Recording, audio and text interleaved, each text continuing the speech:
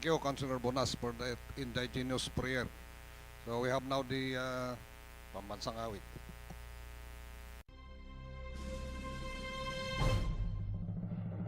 Kayang magiliw, telas ng sinakalan, alam ng puso, sa titik mo'y buhay.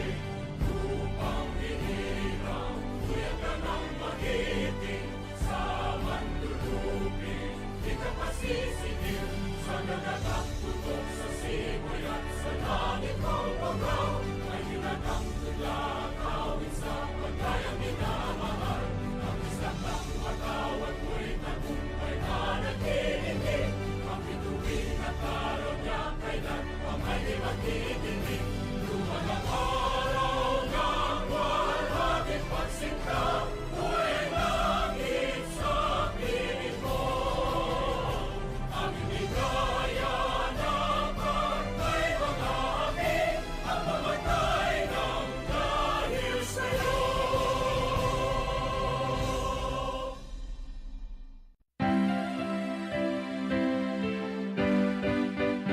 In a valley where there's beauty and liberty, a place where great ancestors fought for thee.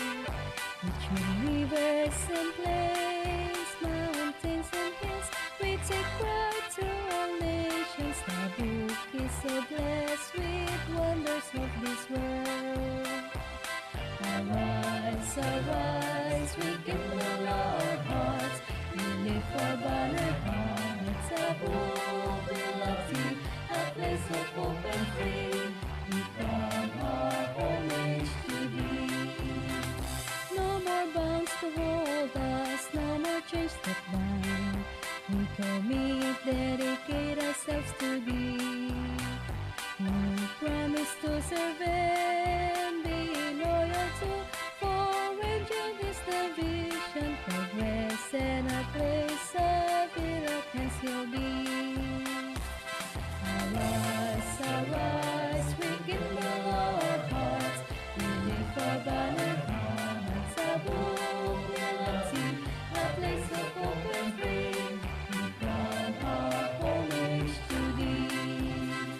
Let us all praise God and sing Him glory, glory.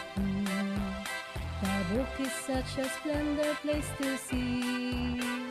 Let us give our thanks and honor to thee, for God reigneth in this place. So we give our love and glory unto thee. Arise, arise, we kindle our hearts, we lift our banner high. Tabuk belongs to a place of hope and free. We crown our homage to thee. So we live in love, we live in peace, loyal we shall ever be.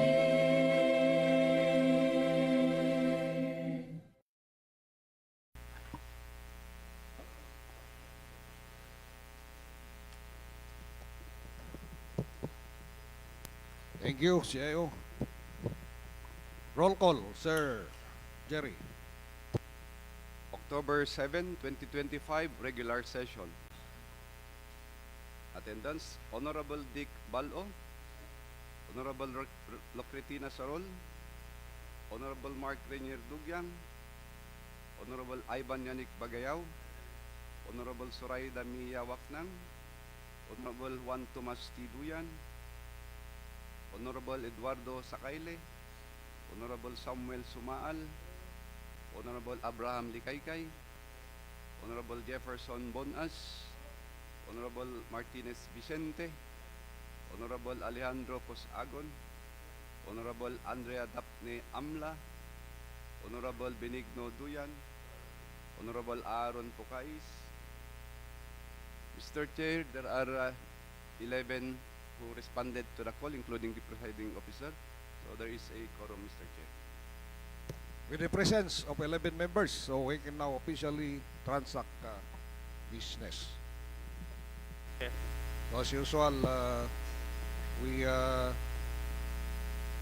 take note the attendance also of the Honorable Councilor from Dagupan Centro, the Honorable Councilor T.G. Doyan. As usual, we now proceed to the reading and adoption of the minutes of the previous session.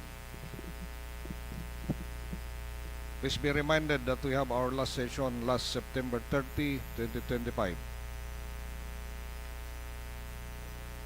In your folders is a copy of the minutes consisting of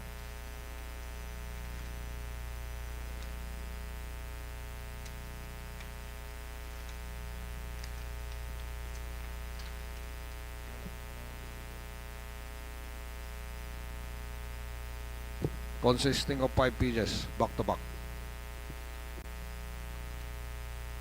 So, are there any Mr. Chair, correction, amendment, revision probably? Mr. Honorable Chair, Cosagon, the ABC representative to the City Council, you recognize? in Committee on Ethics, our two Sanggunian or members of our did not wear the proper uniform on this first Monday of first session Monday of the month, a Tuesday. We will give them a penalty. The penalty is 1,000 pesos, Mr. Chair. Thank you for that observation, the Honorable Councilor Cosagon. In the rate, we will tackle that by and by. When we will go to the privilege hour, you will have a privilege speech so that we can address that. For the meantime, we will review and adopt our minutes dated September 30, 2025. Are there any correction, amendment, or revision to our minutes?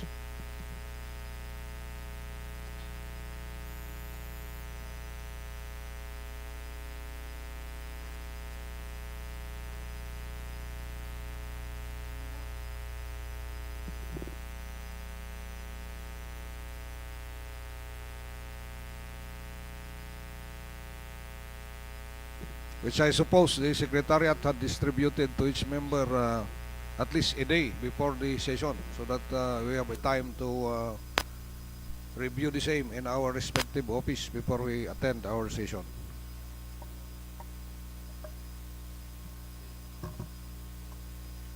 Mr. Chair, Yes, the Honorable Councilor from Bolanao, Councilor Sakaile, you are recognized. if there are no more correction or amendment of the previous minutes dated September 30, may I move for the approval? Second. Okay, without any correction, the Honorable Councilor from Bolanao, Honorable Councilor Eduardo Sakaile, had moved that we approve and adopt our minutes dated September 30, 2025. Duly seconded by Councilor Cosagon and Councilor Bagao. And without any objection, the Chair banks the gavel to signify the approval and adoption of our minutes dated September 30, 2025 without any correction. Okay, we have now the privileged hour. So, the Honorable Cosagon, you can now have that privileged speech concerning the non-wearing of the appropriate and proper uniform by the honorable members Yes, of Mr. the Chair. City Council. On Committee on Ethics, we have already rules or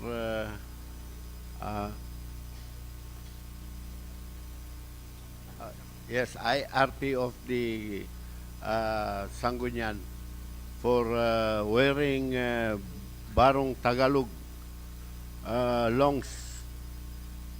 long sleeve.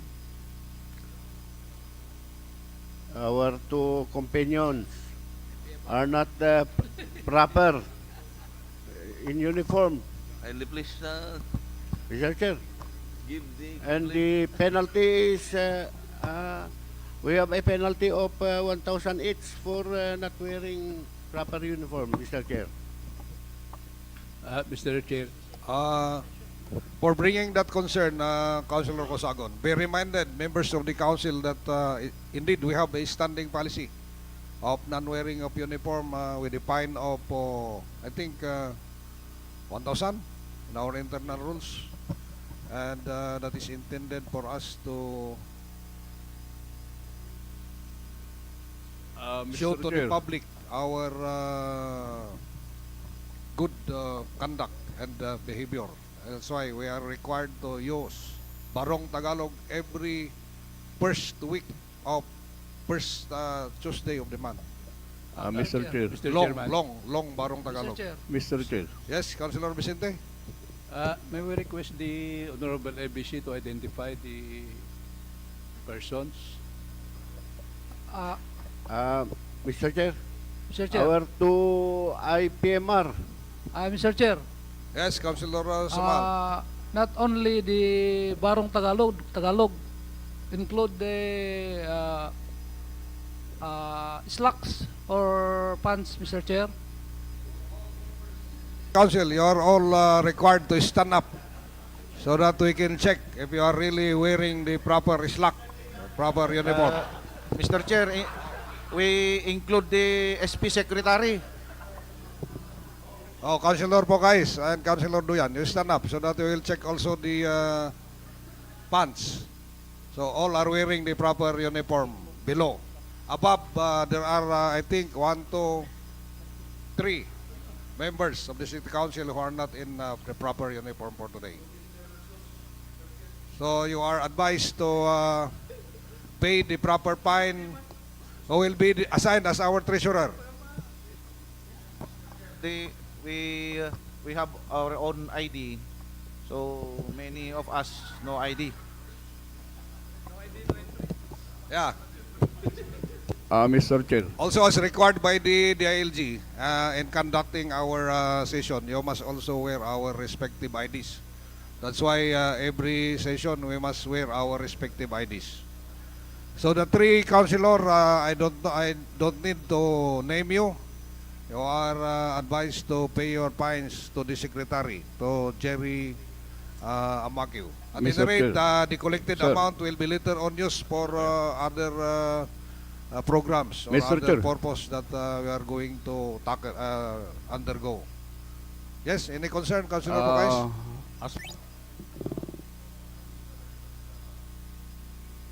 we only use the long sleeves for the second, first Tuesday of the month. Today is a second Tuesday, so we have the right to use. Huh?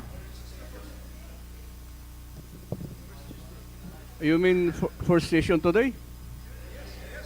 I thought it's in. I see. Okay, sorry. Because today is 14. I 7. Sorry. The date I mistake.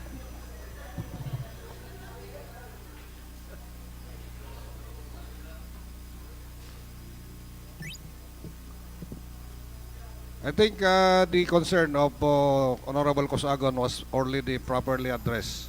So as I said, the members who are not in uniform are advised to pay your fines to our secretariat through Jerry Amakio. If there are no other matters to be taken and as a privilege under item number 6, before going to item number 7, will someone of you move for the suspension of the rules? We have here Barangay Captain Pagtan of Padudangwa Mr. Chair, and other visitors for us to address their concern first. Yes, Councilor Waknang. Mr. Chair, may I move for the suspension of the rules because the parties to the administrative case of Lumbican are already here, Mr. Chair. second. And also, we have here the parties in the Lumbican case who are in the boardroom. So we must accommodate them so that we'll give them the proper time. Ando tayo panandag ito, very busy dapat. So first and foremost, siguro Honorable Kapitan Pagtan of Badodangwa. It's so good that Kapitan Lumbigan, are you here, Kapitan Lumbigan? We welcome you in the boardroom. Barangay Captain Pagtan, and kindly briefly tell this august body what is your concern in attending our session. Okay. Sige. Ah, thank you, Chairman. Ilocano ta baka mapugpog sa English ko. Sakbay ti amin kahit kuman nga kablaawan na kayo. Amin nga datoy nang ron ni Chairman kenda gitoy sanggon yan panglunsod. Kada kayo amin nga datoy naimbag nga agsapat tayo amin.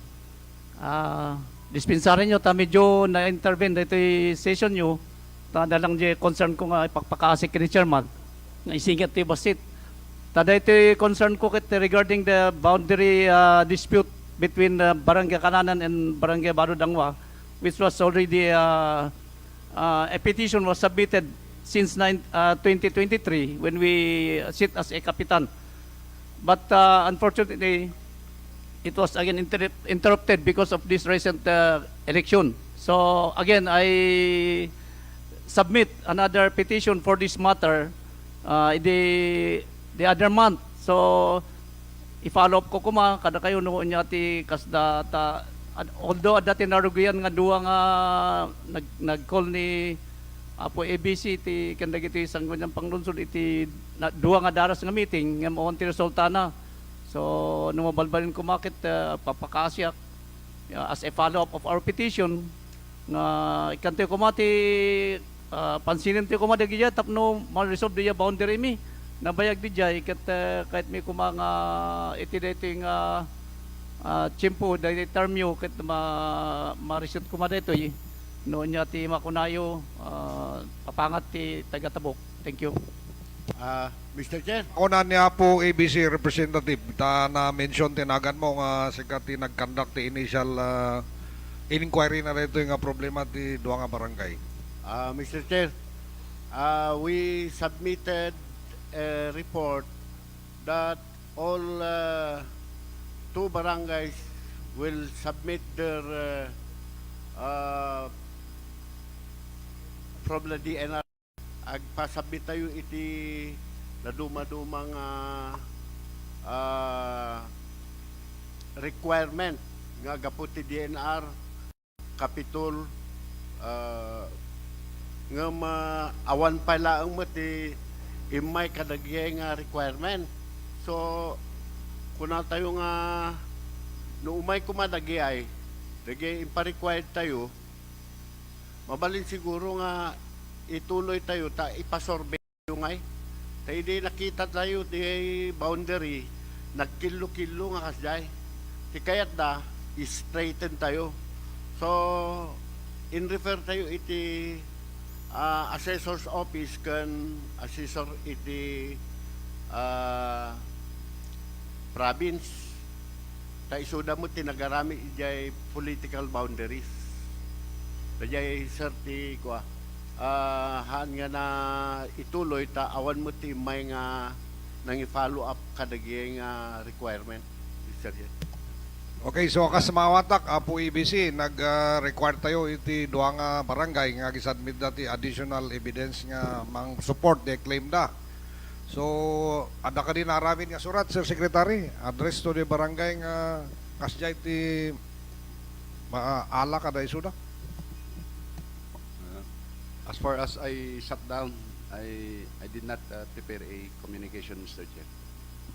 Pay na dyan, Apo ABC, committee report ti committee yung na-refer na ito, yun dyan, hindi. Sakpa election na ito yun, after election. After election. After election, sir. So, ano nga ti last, nag-comply ba ti assessor o office of the DNR? Ada ba na-send nga later ka the DNR, assessor, nga conduct na ti whatever survey, you know, niya? Edi committee meeting gamin, awan da jay kalanan. Edi second, bado dang wala ang tiada. Ura edi first, bado dang wala ang tiada. So, sinuratan tayo isuda, ngam handa nga nag-comply ta kunada nga mapanda mga ijay assessors office kan nagyay resolution iti pa nakadivide ti bado dangwaken kalanan. So dajay ti han nga na-comply ta awan mo ti may nga party. Nagsawit ni Barangay Captain ti Kalanan, na po lumbigan na dayo na. Awan. Mr. Chairman. Ano ti may bagamit niya po Barangay Captain ti Badudangwa, di ba? Ada kanomit ti last action ti committee kat i-require na kayo nga agala iti additional documents nga masapol na. Ang kumakuan dito. Diyadas kami nga meeting to, di umay kami to. Kas lang ag-meeting to, ada ko ma-meeting ti bot barangays, kas lang consultation, tapno makuha ng mga schedule di jay.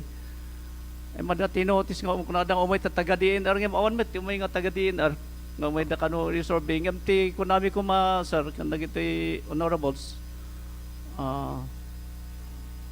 nakitan met lang siguro ni ABC talablab sana met nagijay ko adati rete sing insabitar mga petition nga signed by the community of Badudangwa together with some attachment nga ikabkabil meet up no makita nga no apay nga dati jay nga petition.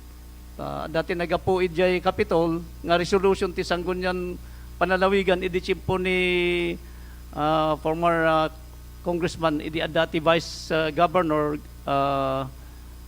Attorney Lawrence Waknang isunat ti chairman ijay nanggaramid ijay which was delineated by Delete Secretary Munda isuti nanggaramid ijay nayat atas mi ket DJ met lang isumit lang ti profile ti Badudangwa nga usurin mi ije barangay profiling mi until now hampay na suksukatan ngem ti rigat na garod adda DJ latest nga inaramid ti Sangguniang Bayan idi chimpo ni Salaw nga nagaramid dati another boundary isu ti kasda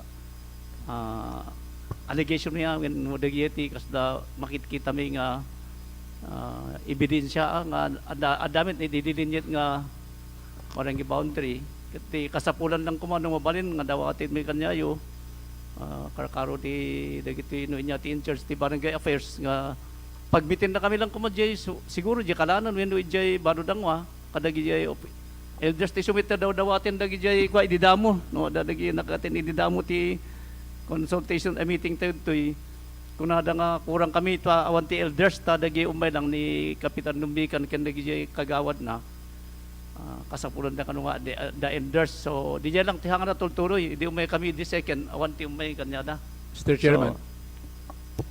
Okay, you heard it from the Barangay Captain. So the last nga in-submit mo after the election nga petition nga ako na nang paresibam the mayor's office or dito'y opisina ti vice dito opisina sir aya apay da na-tackle tayo nga latest petition ti Barangay Badudangwa awan sabit dati ko na itugot diya ko ano sir ang ko na itugot diya receiving copy.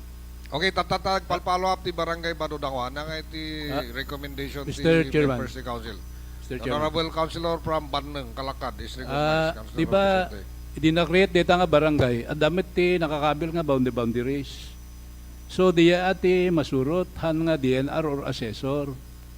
Ta, diya ano, anya ti imbaga na diya nga boundaries yu. Isu lang diya ti masurot kumanta, isu garod ti nang create ijay boundaries, ijay law nga nang create ti Badudangwa ken Kalanan.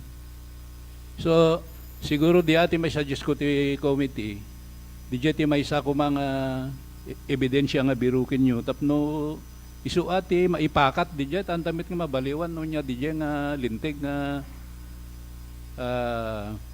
nya Badudangwa bati baro nga na-create siguro nya. Yes sir, yes your honor. So idi na-create data hamot nga basta nga kwa nga awan ti na-identify nga boundaries yun jay. So ti may recommend ti committee, di ati may isa nga birukin nyo, tapno kastakit nalaka nga maayos di jay boundaries. Kaysa, siyempre, no, awan ti surutin tayo nga papeles kami, nagpinapilit kayo. Yes, yes your honor. Excuse me, di ay gamin no apay nga the renumber the petition in 1987, na-create na iti Badudangwa, and a boundary was delineated. After 10 years, 1997, another boundary was established. Nag-create naman iti another boundary. Iso nga na petitionan mi nga di agpa-advise kami kadagi makaamuti kakastoy. The only way to revoke man in DJ kabarbarukit another ordinance. Iso nga kasjay. So Council. So ti require na hiling da lang. Agkandak kayo ti barangay meeting ijay kun ocular inspection siguro. So kapitan ti daw-dawatem. Katsakbay nga songbatan na uno saan bigbigan tayo man ti presensya ni Councilor Duyan. Yeah. Good morning, gentlemen. To resolve this for once and for all, ayaban tayo man ti concerned agencies, DNR, NCIP, DILG, and representative from the city government. Makitak dito ada gamin ti ikiganan iti Gilayon tribe nga under Nambukayan barangay nga ikiganan dati kadti di ancestral domain title kunana de kadti nga dajay. So ti kadti gamin deta ti kaugalyan iti indigenous nga mangkwa iti area na. Iti area nga inala ti kadti ti Gilayon tribe naala iti part of Badudangwa. Ti Badudangwa ti barangay inala na iti give me the floor please. Point of order, Mr. Ti Chair. barangay Badudangwa inala na iti part of the ancestral domain. Yes, what is your of, point of order? Sorry to disturb, Councilor Duyan. Dati point of order kami. Recognize tayo man. Dati point of order mo, Apo Councilor Sakali. What the issue today is between the boundary of Badudangwa and Barangay Kalanan. And you are talking of my college, you are talking of the boundary of Badudangwa in Gilayon. So what we are discussing now is the between Badudangwa and Barangay Kalanan only, Your Honor. Precisely, yes. Yung nagme-meeting kami gaban jay Nambukayan, kindagi Gilayon, ikwadalata nga inala Mr. na Chair, ti Badudangwa. point of order. This Okay, your point of order is well taken. So, nagigay concern tayo gamin, boundary ti Kalanan ken Badudangwa. So, anti yung inayon pa lang ti kadti ti Nambukayan. Inirate to give you an update. Ada nga ti last ngayon report ti staff tayo. Ada iti barbaro nga petition ti Badudangwa. Na-refer iti Committee on Rules and Human Rights and Committee on Barangay Affairs. Probably after we go back to the rules,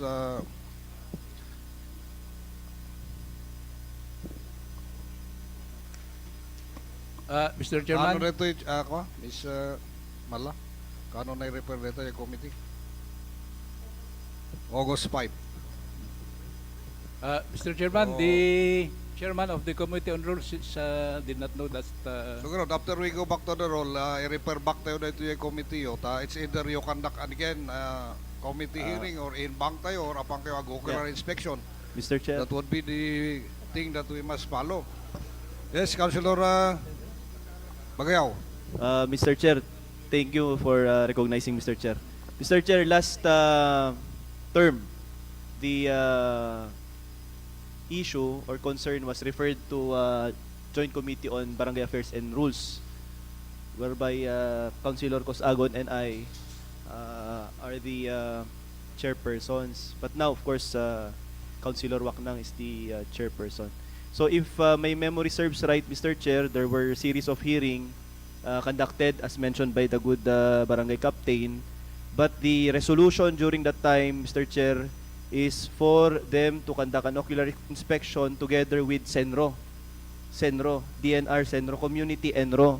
So that once and for all, we identify the boundary. And another action during that time, Mr. Chair, is to write a letter or resolution addressed to Senro for the Sangguniang to seek assistance from them, Mr. Chair. Tapno maamuan tayo talaga ti boundary because Kalanan is claiming this part of the area because of the what Councilor Martinez mentioned, because of the Sangguniang Bayan resolution during the time of Vice Mayor Salao. And the barangay officials of Badudangwa, of course represented by Kapitan, sa balimat iti boundary nga amuda. So nga iti petition. So nga Mr. Chair, may I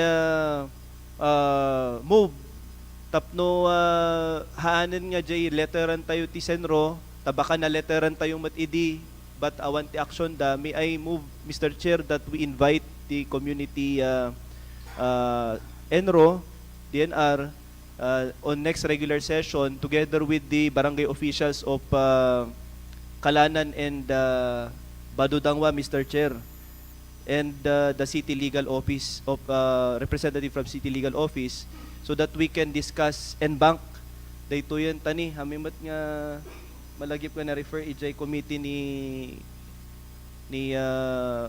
Councilor Wak ng Mr. Chair. It's a continuing referral matkitdi. So tapno pagsabatan tayon and ijay tayo nga i-request ijay Senro, Mr. Chair, nga ag-ocular, ag-schedule tayo ti ocular. That is a suggestion, Mr. Chair, and a motion, Mr. Chair, on suspended rules.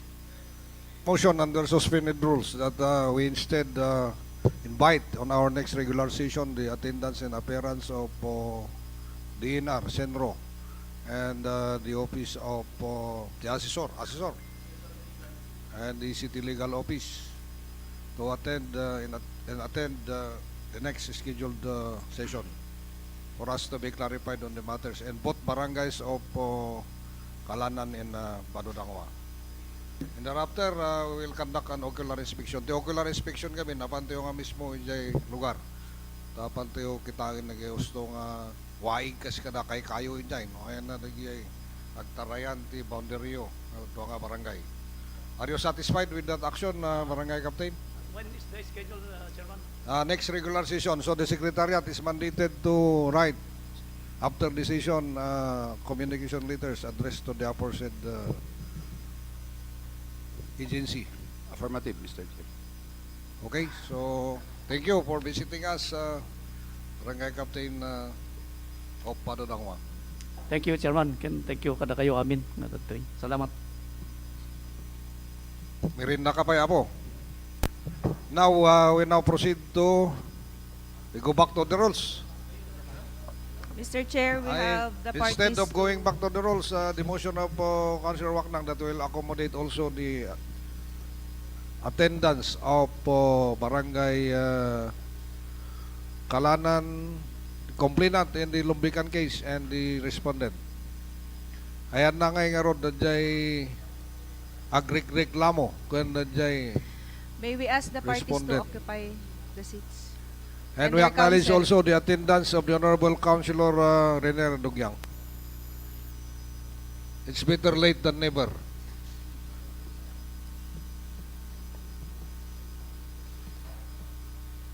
So kaputa naikan kayo iti tugaw dito isango. Ket mabalin siguro nga i-identify yung tinagan nyo for record purposes. Ken ibagayo no anya dito'y gapo nga napayapan kayo dito'y City Council.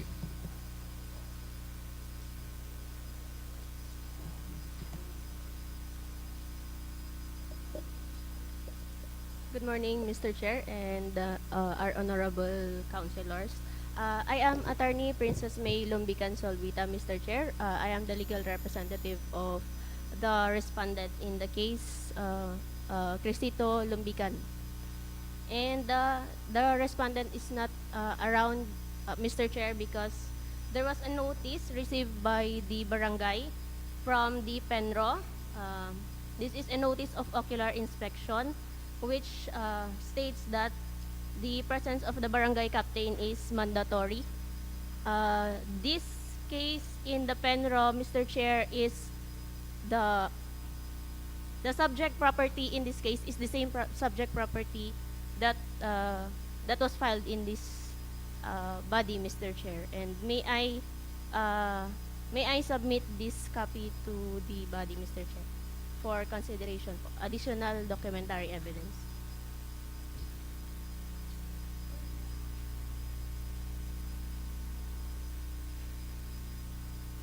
Thank you for your appearance and manifestation, Panira. Attorney Princess Lumbican. Princess Lumbican. Lumbican Solvita. You are the Mr. daughter Chair. of the barangay captain. He's my uncle, Your uncle. Mr. Chair. Okay, so how about the other lady who is also present? You please also identify your name. Good morning, Mr. Chair. Good morning, ma'am, sirs. I am Attorney Marcela Tiwangiwang. I am the legal counsel for the complainant in this case, in this administrative case po. Thank you. Okay, we have your respective appearance, honorable judges of the City Council. This is an administrative case and accidentally, only lawyers appeared, both for the respondent and the complainant. Mr. Chair, I think the complainant is here. Yes po. How about the complainant? Is she around or is she around? Oh, you are there. Good morning, sirs, madam. I am Dean Baliling, the complainant, sir. Okay, considering that I was not around last regular session, and I think you also addressed the concern of the Lumbican case. So what transpired in the last regular session? And what shall we do now, considering that the parties already appeared before our session for today? Mr. Honorable Chair. Councilor Waknang, the chairman of the Committee on Rules, kindly guide the council on what we... Yes, Mr. Chair. Last regular session, there was supposed to be a hearing on the administrative case. However, I think Captain Lumbican, I know, the counsel for Captain Lumbican was not around at that time. So, it was postponed to this date, Mr. Chair. So, but now, the good captain is not around because he has another hearing at Penro. No, ocular inspection. Ocular of inspection the, yes, regarding the a case the in same Penro. subject property of this administrative case. So there you go, Mr. Chair. So we are now deliberating. So any motion from Mr. Chair, may I ask if there are any motions from the councils? Motions or clarificatory questions? Taking advantage the presence Mr. of Chair. the complainant, the council, and the council for the respondent. At any rate, this is an administrative case. We cannot follow strictly the rules on hearing criminal cases. Mr. Do you have Chair. any clarification or interrogation? Mr. Chair. Councilor Bagayaw? Or further manifestation coming from the council for complainant and respondent? Yes, honorable, the honorable, the lawyer for the respondent. You are recognized. Mr. Chair, as a consequence of the notice of ocular inspection and na pinareceive po ng Penro in the barangay just yesterday in the late afternoon, which is this is the notice of ocular inspection. It is respectfully prayed that this administrative case be dismissed, Mr. Chair, because the same subject property in the case filed in Penro is the same subject property filed here in this administrative case, Mr. Chair. Hey, there is a motion coming from the council for complainant that we rather dismiss this case on the ground that, or less pendants, there's a pending case before the ENRO involving similar cause of action and similar parties. Mr. So what's Chair. your response, council for the Mr. Chair, complainant? Mr. Chair, may I be recognized? Before we hear the response from Councilor Waknang. before we hear the response from the counsel for the complainant, just a backgrounder, the issue ngay dito gamin ko jay nan issuance ni Kapitan Lumbican iti certificate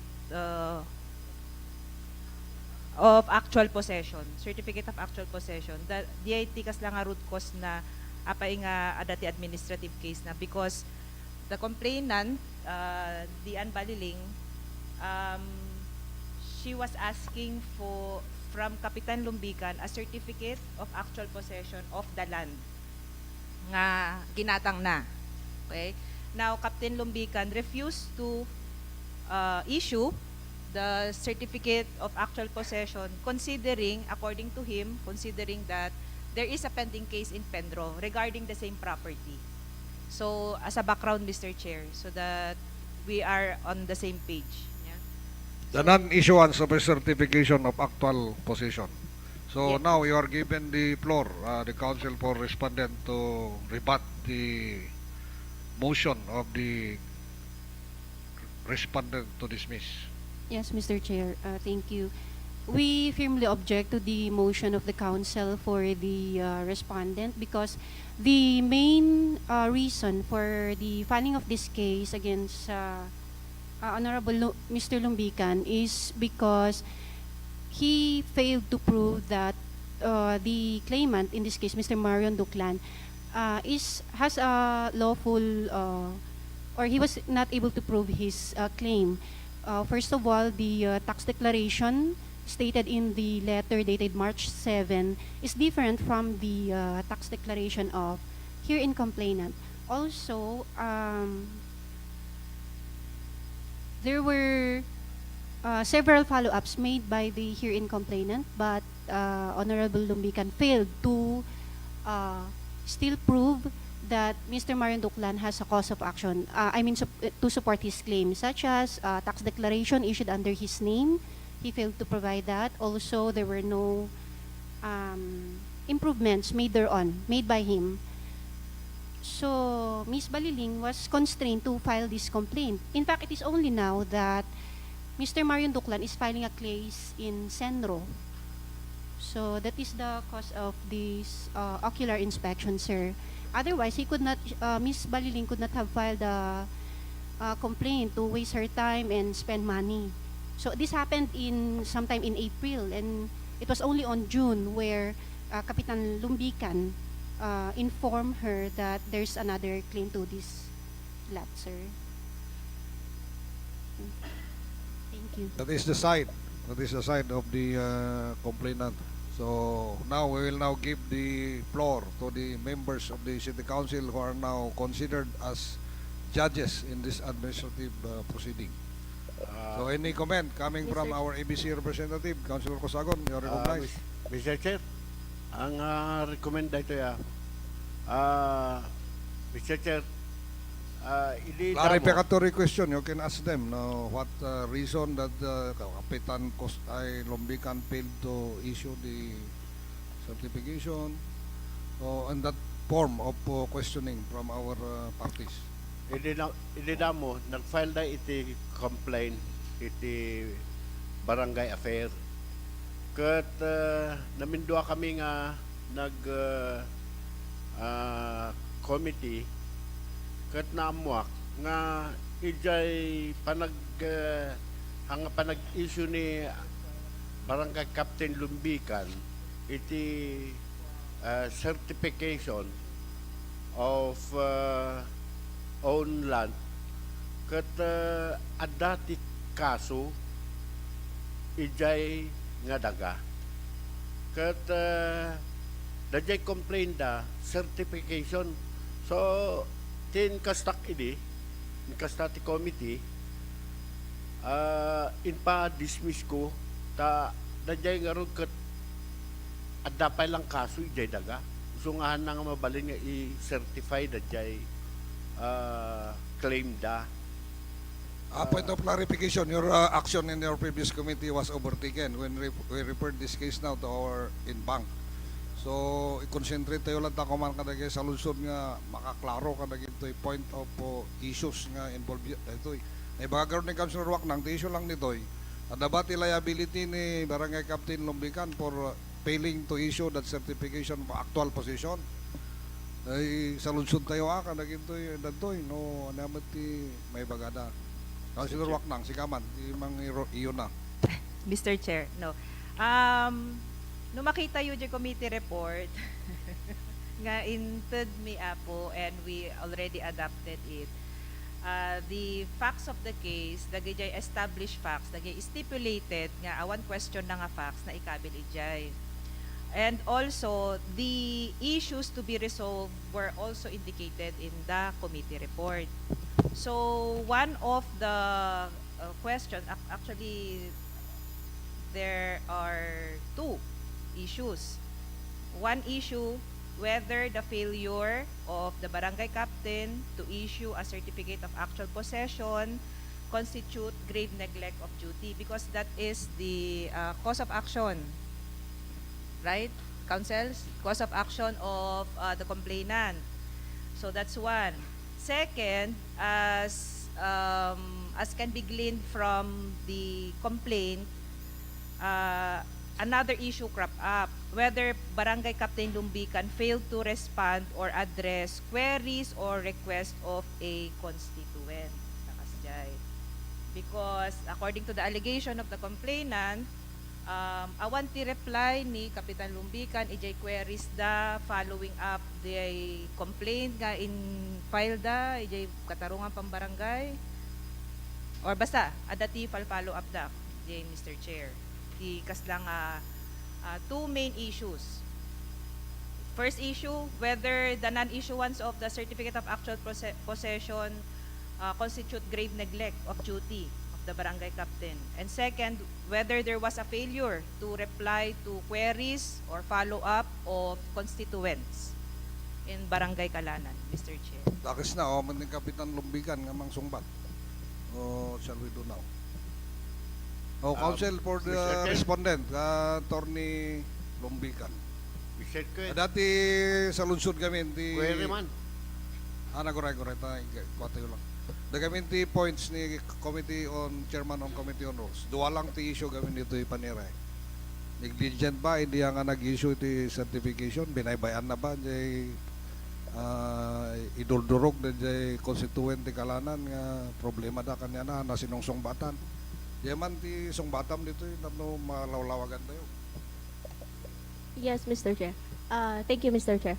As to the first issue po regarding dun sa grave neglect of duty, as to the non-issuance of certificate of actual possession,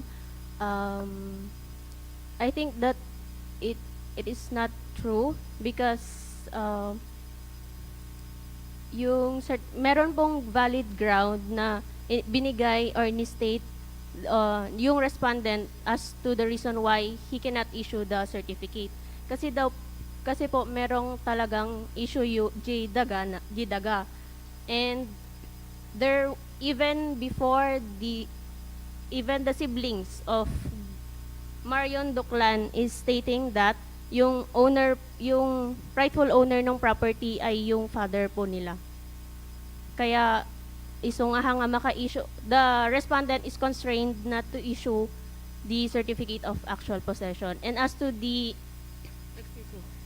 second issue, that the respondent is not entertaining the complaint or the request of the complainant, it is not true, Mr. Chair, because even before the complainant bought the property, she was already informed that the subject property is may adariri na. Ganun po. Kasi may nagkiklaim na others.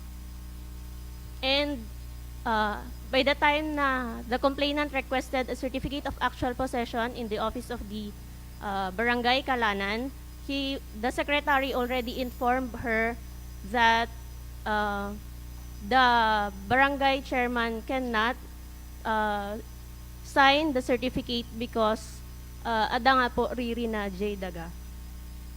That is Mr. all, Chair. Mr. Chair. Okay, Councilor Bagao. Thank you, Mr. Chair. Hearing from the counsel of the respondent, do you have a written document submitted or transmitted to the petitioner relative to the information that adatiriri na jedaga? That is why the good barangay captain did not issue a certificate of actual possession. Yes, What document? Mr. Marion Duclan, nagpa-receive po siya ng letter sa barangay I'll just check lang for you yung letter.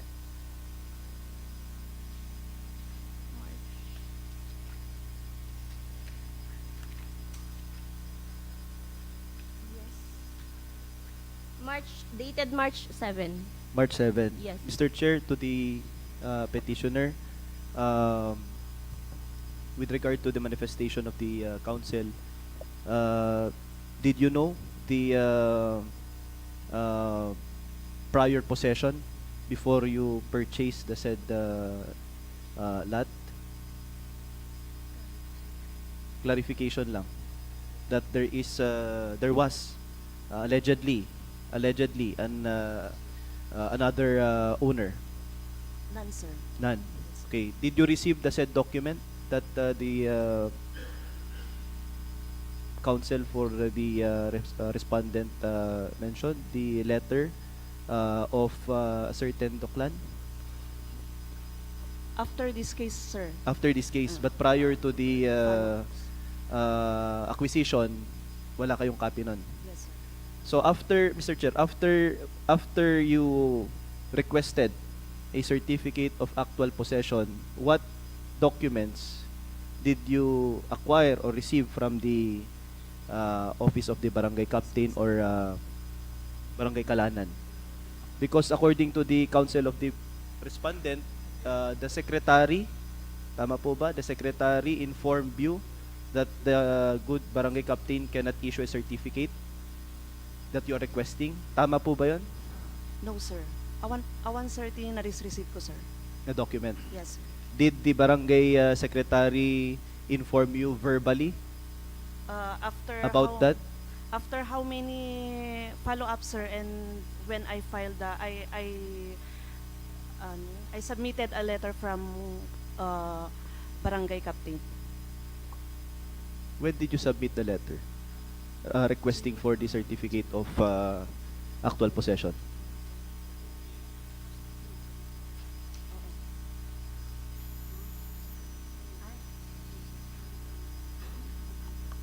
Kano ka nag-submit iti request?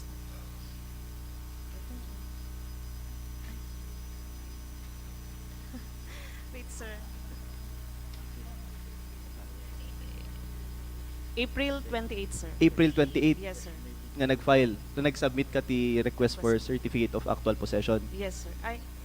April 14, sir. Pero yung April 14. follow-up and then the letter, April 28, sir. Okay, so follow-up and the letter is April 28. The request was April 14. Yes, sir. Okay. Mr. Chair, to the counsel of the respondent. So, there was a letter dated April 14, and you have mentioned that the barangay official, barangay captain, received a document on dated March 7. Yes. About the possession of a certain Doklan. The letter received by the barangay is Mr. Marion Duclan is requesting the barangay captain not to issue any certificate. When was the March date? 7. March 7. Yes. Okay, so upon learning, Mr. Chair, that there is a prior notice of non-issuance and there was a request for certificate of actual possession, what did the barangay officials of Barangay Kalanan do? Did they inform the applicant or the requesting party through a letter that there was a prior notice, or walang ganong action? They only informed her that the subject property are claimed by other persons. Orally, What orally, mode? without What mode? Oral? Yes, sir. Yes, without any written reply to the Yes, request. Mr. Chair. Unfortunately, without a written reply, verbally only, Mr. Chair. verbally through Personal. personal. Who informed the applicant? The secretary of the barangay, sir, and also the barangay chairman. Barangay chairman. Mr. Chair, we have here the applicant. Is it true that you were informed by the secretary of the barangay and the barangay chairman that there was a prior notice that certain Marion Doclan was claiming the said property? That is why they refused to issue a certificate of actual possession to you. After how many follow-ups, sir? After how many follow-up? Yes. When was that? Can you remember when? Kasi I Mr. can- Chair, significant J ko J date. But lang. Oh, anyway. When? May I add, please, sir? Jay Bagay Secretary after several follow-ups.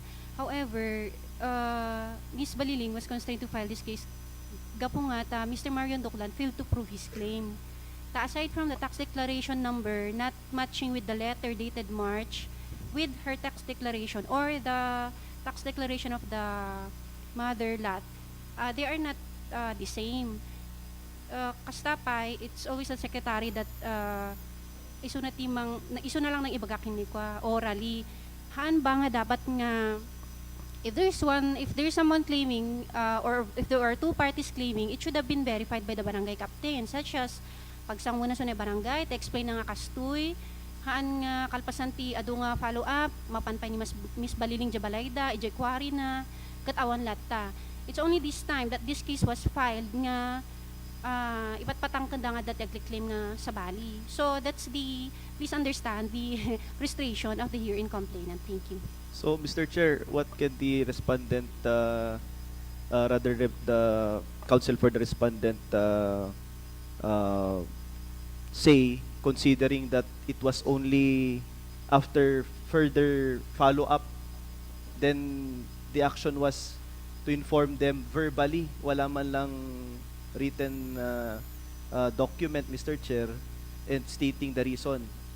So, what can you say about the manifestation of the other party? What's the reason, Mr. Chair, why there was only a verbal information and not a written communication to the other party? The complainant here requested only for a certificate, sir, in the barangay and not a complaint filed in the barangay. If only meron pong complaint, then the barangay will give a notice to the other party in order for them to convene dun sa barangay po sana. So, mere request for certification, Mr. Chair, that a complaint, rather, it's not a complaint that was filed. So, hindi kayo pinagharap dahil hindi siya complaint. So, what can you say, po, Counsel? Still, sir, under Article 6713, RA 6713, sorry, the barangay officials are given only 15 days to resolve any request by its constituents. Agbay sa bulan nan inga na imabot ti 3 months nga na-file dito nga case kat sato lang na ikwa nga ada dito nga claim ni Mr. Doclan. So even so, there should have been a formal letter explaining, or more so, or at least I should say, the Mr. Lumbican should have explained personally to the complainant regarding this other claim, which is not again proven by Mr. Doclan. Yun po. Mr. Chair. Yes. Last question. The case filed between Mr. Doclan and Miss Dian, that ongoing as mentioned by the council, tama? About the lot? It's the case ongoing in Penrose, sir, is from Mr. Marion Doclan versus Shane Doclan, which Shane is Doclan. yes, which is the one where she bought the property. Okay. So the The original. original owner. So there was a case.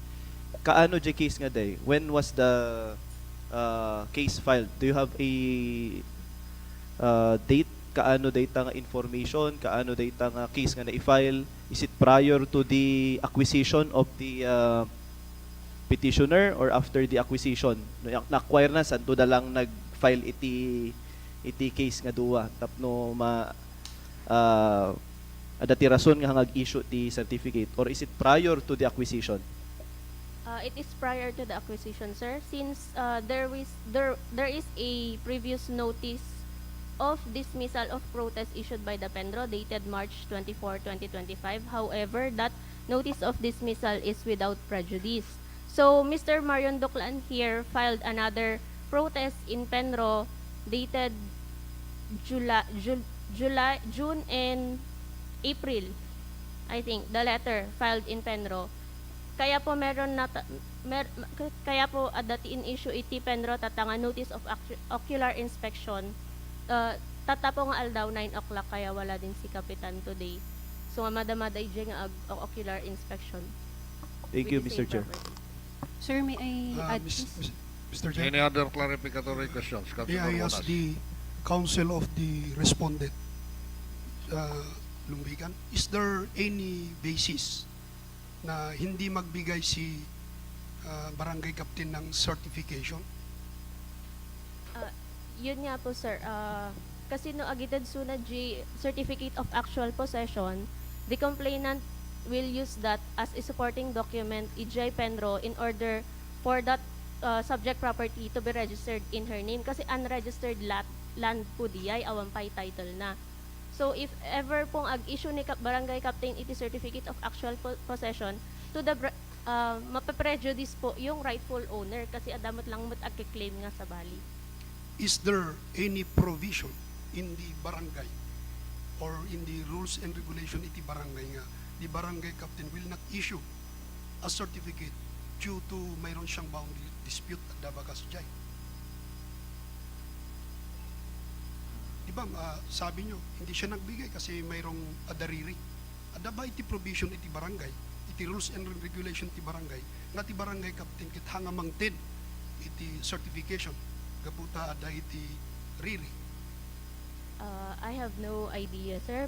But since meron pong letter request from Mr. Marion Duclan not to issue a certificate, so parang naipit po ni barangay captain dito kasi di may sa Given agreement nga ang attorney na naipit siya akas sa barangay captain, awan ba ti Diego ti Damagi, awan ba ti Stan na bakit naipit siya kas ano na nga ikwaje function na as barangay captain no naipit, so ngor nga dabangik no aday ti, is it lawful, is it proper that the barangay captain kithaan nga mangtin iti certification?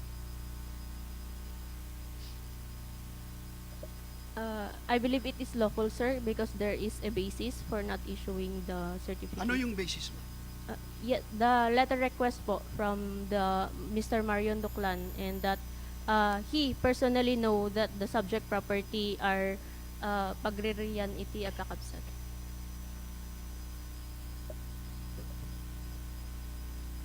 That's all, Mr. Chair. Okay, so clarification from the chair. So it's admitted by parties nga after the request the complainant, orally sinongbatan ni kapitan nga mabalin nga issue na ta dati conflict ijay subject property. Ni Secretary, sir. Ngam awan iti written answer ni kapitan nga ibagbagan nga ang ko maka-issue ta dati riri dito daga awan iti written answer ni kapitan nya. Yes, Mr. Chair. Okay. So from that dapat itindamagan nyo no awanin dispense tayo dagiti resource persons tayo. Sakbay nga aksyonan tayo dito yung kaso. Mr. Chair, Councilor Bagaw. last question, of course, addressed to both counsel. Hypothetical, Mr. Chair. What if Mr. Lumbican issued a certificate of actual possession? So, of course, adatamot na niya. And of course, na patgan iti request. Then i-register whatever man the next nga process. But there was a pending complaint case between Shane Duclan and Marion Duclan, and that was prior to the request of the party. So, syempre, i-secure na magpiman ti ginatang na. Yeah. So what will happen, Mr. Chair? do you think, Mr. Chair, there will still be a complaint, administrative complaint filed or to be filed against the barangay captain, not only for Barangay Captain Lumbican, for all the barangay captains in that particular scenario? What do you think? Na-issueanan, but the other party, aggrievement lang. What do you think? Umuna pa iti counsel of the petitioner, Mr. Chair. Sir, since the main cause of action of filing of this complaint by Ms. Baliling is the non-issuance of Kapitan Lumbican of the Certificate of Actual Possession, with that, if he is able to issue the same, then definitely this case will not prosper. Yun po. How about the other party, Mr. Chair? If hypothetically the barangay chairman issued the certificate of actual possession and the complainant here registered and meron na pong title na naka-issue sa kanya because nga meron na siyang certificate of actual possession, there is a possibility that Mr. Marion Duclan will file an administrative case then against barangay chairman for issuing that certificate of actual possession kasi nga nag-request naman na siya beforehand. Bakit hindi niya po na-entertain? Parang ganun. Actually, may I add please, sir? Actually, the letter sent by Mr. Duclan was dated March, right? Nag-file mo't lang so ni Senro same month. However, Senro dismissed his petition or his claim because he failed to prove his claim or support his claim. So it was dismissed. Kaya nga nag-request ni Ms. Baliling ide April. And with that request on April, it could have been said right there and then nga adati kasto idi March, na-explain ko makinisuna. Pero awan napanti man nga bulan, sa ato lang ulit na pan ni Mr. Duclan, Senro, isa daytoy, when this case is already proceeding, sa ato lang napansuna ulit Senro. Yun po. Isa daytoy nga ocular investigation. And it is good that an ocular investigation be conducted. Tapos makita nga talaga nga awanti improvements ginarambid ni Marion Duclan Ijay. More so, he does not have a tax declaration covering this lot, subject of this case po. Thank you. Okay, last question siguro na dyan. Apo, Councilor Bagao. I think we had sufficiently gathered the needed information for us to wisely decide on the merit of the case. Mr. Chair, Councilor Cosagon, kangkati 1 minute. Okay. Example ko lang dyan, barangay ko niya, sakit barangay captain nak iti Bagumbayan. Dati di mawat kanyak iti certification, iti to file survey dilat. Nang i-issue iti certification, tatagat hangkugayam amo nga adagayam ririna. Tinangyari, indarum nak ijay akin daga nga usto. Nagrigatak nga ng pan ng sungsungbat ijay assessor sa office. Uso nga kunak nga narigat di agi-issue takati certification no adati ririna nga daga. Tano han ka man nga nag-issue baka kastoy man kasi idarum da ka man ijay bayan. So nga importante di takot dajay solve da ko ma ijay assessor when no day ownership no talaga sino ti akin daga bago ka nga i-issue ti certification. Dajay ti example na Mr. Chair. Thank you very much, Honorable Cosagon. In rate, we will tackle this matter when we will decide the merit of the case by and by. We'll go back to the rules. One question, Mr. Chair. One only, Councilor Vicente. Reminder, it's already 11 o'clock. To councils, iya panakita yo di decision since nga napaboran ni the complainant, so iya decision ti court ket adaman ja decision damagig man kada kayo di without prejudice. Is it final and executory?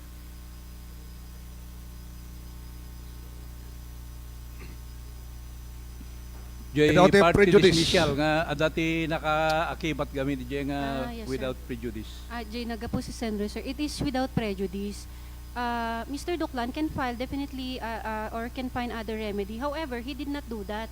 It is only this time when this case was filed, sir, nga sa tusunan na pa nag-file ti protest. Actually, the last few days ago siguro, nga napansun na nag-file ti protest ija senro. Iso nga dati ocular investigation nga naisakto mo tatangaal daw, sir. So, what is the findings of the ocular inspection? That is the second question being conducted already, today, Councilor sir. Vicente. Today Okay, pa lang. to the other council. Third question. Anyway, di ay kwa lang, di ay kunakit yung final or executory. Di panag ijay decision nga pumabor kin ni kuwang dati ka akibat na nga ni kabil nga without prejudice.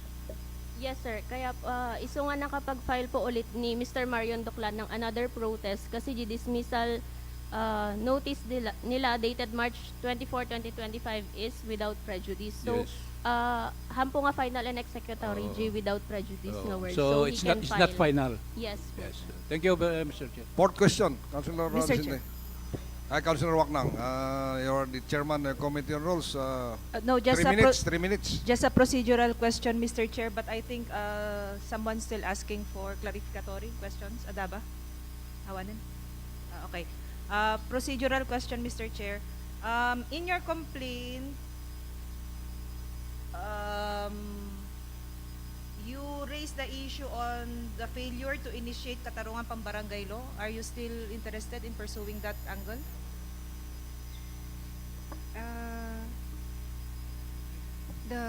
We use as legal basis the local government code, ma'am. And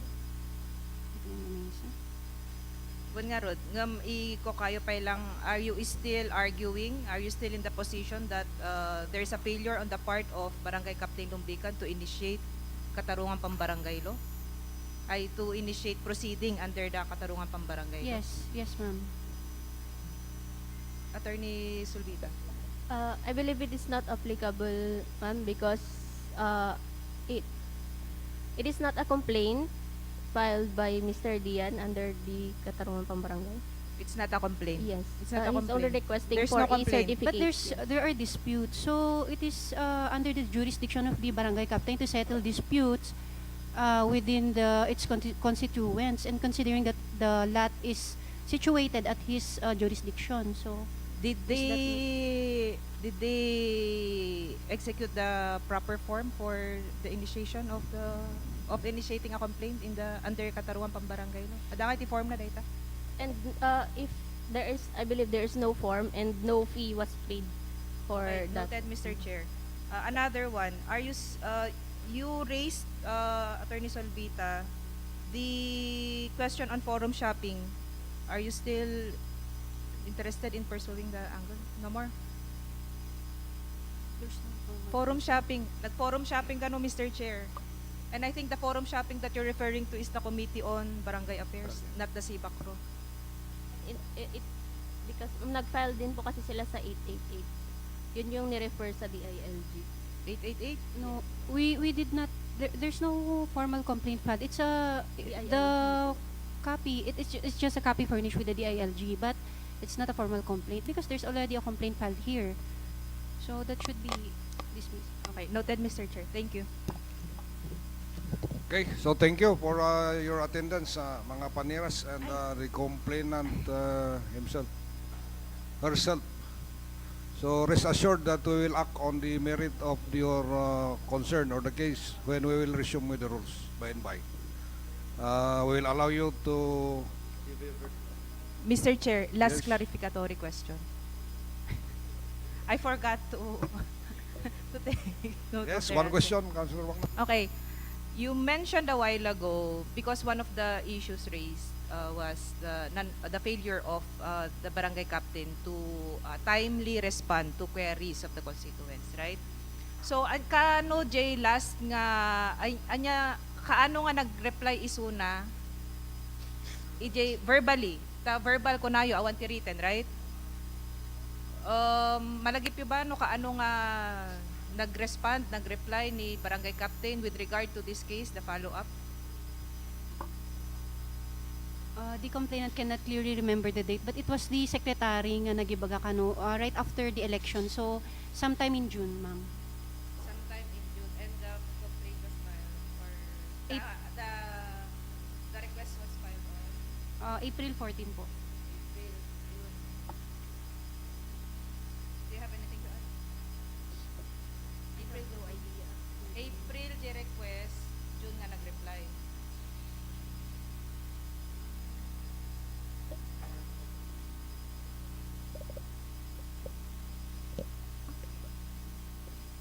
June 5 po. 5? Complaint dito. Yes po.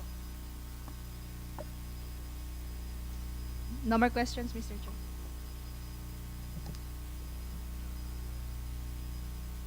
Okay, the case dismissed. I Thank you. adjourn. Sorry, we have a recess for 1 minute.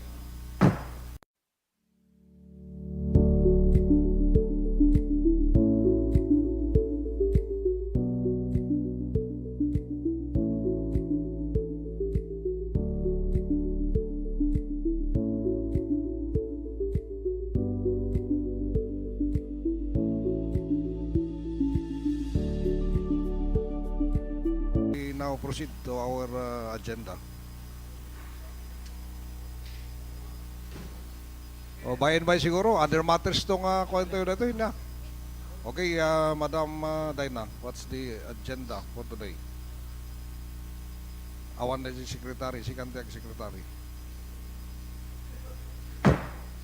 Okay, we have a reference of business under item 7.1.1 is a Tabuk City Coffee Industry Development Ordinance, authored by the Honorable Councilor from Makilo, from Calacat, Martinez Vicente, and co-authored by all the members of the Sangguniang Panlunsod. You may now take the floor, the Honorable Councilor Martinez Vicente. Mr. Chairman, this for the Tabuk City Coffee Industry Development Ordinance, this for second reading. And this representation give copies to all members. And during the committee meetings, even the recommendation of the other resource person was attached to the proposed ordinance. So we other suggestions we incorporated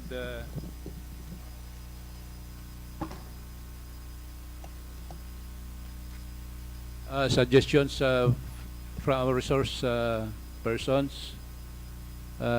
May I read the recommendations that were adopted and amend this ordinance? If you look at the section 4,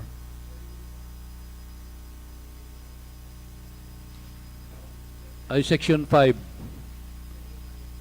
the chairperson, the city mayor, vice chairperson, vice mayor, and the city cooperative and enterprise development officer, the city agriculture officer, members, SPA chair, committee on cooperatives and CSOs, chair committee on agriculture, Department of Trade and Industry, provincial director, Kalinga State University president, City Tourism and Cultural Affairs Office, DOST Provincial Science and Technology director for Kalinga, Technical Education Skills Development Authority, Kalinga. So we add this the recommendations include the Department of Agriculture, Agrarian Reforms, Kalinga, Mr. Chair. That is the additional and if you may invite you to the section 7, Coffee Production Development Authority. They have also their recommendations on the number 2. Priority shall be given to small farmers, cooperative, and indigenous peoples communities engaged in coffee farming. The recommendations include the local government unit establishment for those who would like to start with coffee production. The local government unit shall establish a techno demo farm showcasing the whole process. And to the Section 8, we adopt the recommendations to the city government shall provide technical assistance through training programs, workshop and seminars on coffee cultivation, processing, and marketing. Coffee Development Fund shall be established to provide financial assistance including grants and low interest loans to coffee farmers and cooperatives. There is an establishments of IIR to detail the utilization of coffee development. So the recommendations, include the recommendations, provide penalties for the impact of coffee, sanction of selling of imported coffee brands as Kalinga Coffee.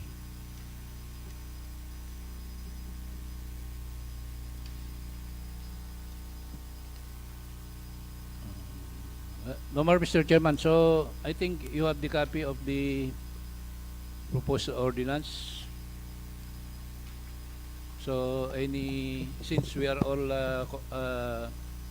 co-authors of this ordinance, if you the chair is willing to amend this ordinance for the betterment of this ordinance, Mr. Chairman. The sponsor, the primary sponsor, in brief explained the nature and purpose of the proposed ordinance. So we are now on second reading, so it's open now for debate and interpellation. So any member who want to ask clarification, amendment or revision probably to the proposed ordinance, the floor now is open.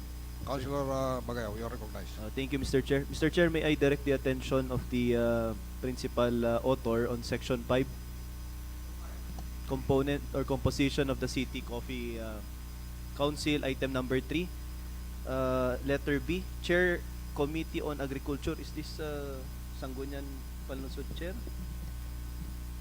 Or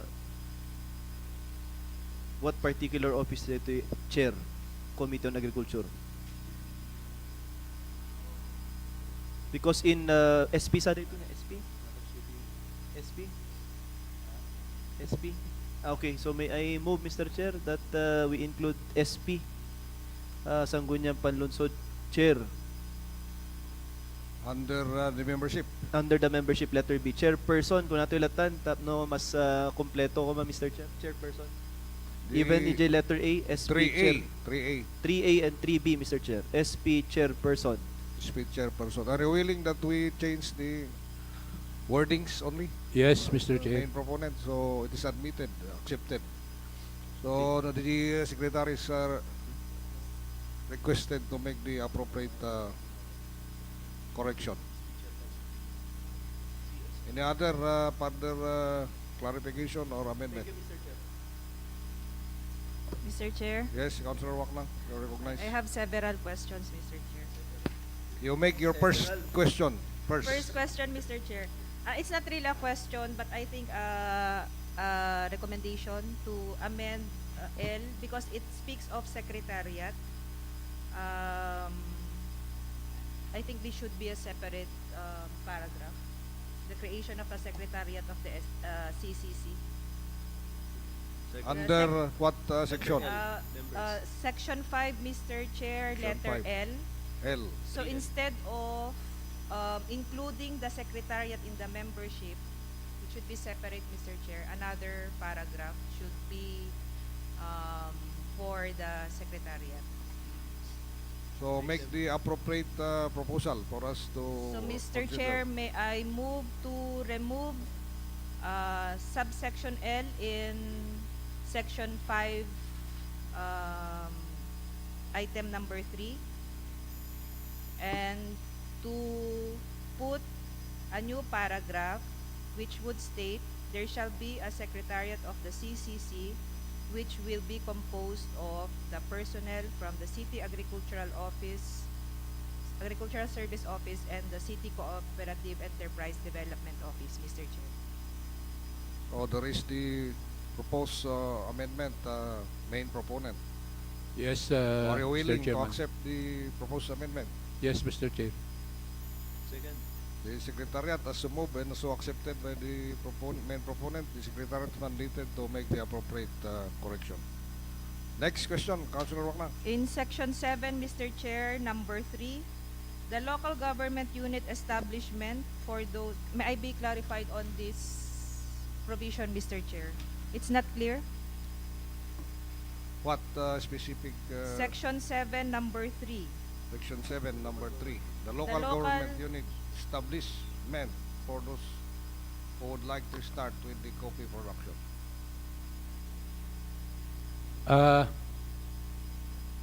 This this was the recommendation of I think from the DTI. Yeah, but we just need to be clarified, Mr. Chair, the idea of number 3, because I cannot get the idea of number 3. The What does it LGU mean, main proponent? Ano tingkat na sa nito eh? The local shall government. establish or ano? Ano tingkat na? Mr. Chair. Yes, Councilor Bagao. Siguro, the LGU shall assist the entity who would like to establish, siguro or for the establishment would like to start with coffee production. So there is assistance from the LGU. The development mat dito eh. Yung Jagamin LGU establishment for those who would like, medyo kasla kurang. Kurang. Is it, Mr. Chair, the intention of the principal author, may we ask, to assist entities or individuals who would like to establish with coffee production? Yes, Mr. Chairman. So you make the appropriate revision if there is a need. To Councilor Roblak lang. The LGU shall assist in the establishments who would like to start with coffee production. is that the right No, Mr. Chair. words? I'm thinking. Main proponent? Shall assist. Inatigandat na ba dito yung ag-assist the LGU? Kadag establishment nga mangkayat nga ko? Yes, Mr. Chairman. Utap na may kantati support from the LGU. Kasilatan, Mr. Chair, the LGU shall assist the entities, individuals or entities, Mr. Chair, Would like to who start would like with to coffee start with production. coffee production. I so move, Mr. Chair. Okay, as so moved by the Honorable Councilor Bagao, seconded by Councilor Cosagon, and accepted by Councilor Vicente. Would now revise Section 7, number 3. Yes, Mr. Chairman. Mr. Secretary, please take note of the said corrections. Another, Mr. Chair. Another another clarification, Councilor Wakna. Section 8, number 3, 8, number 3. because it states here in the draft, there is an establishment of IRR to detail the utilization of coffee development fund. And then there's letter A, provide penalties for the import of coffee. Letter B, sanction of selling imported coffee brands as Kalingap Coffee. I think, Mr. Chair, that a simple IRR cannot impose penalties on punishable acts. It has to be in the ordinance, Mr. Chair. So I move to delete number 3. If we're going to impose sanctions, it has to be on a separate provision in the ordinance itself, Mr. Chair, and not the IRR. Section 8, number 3.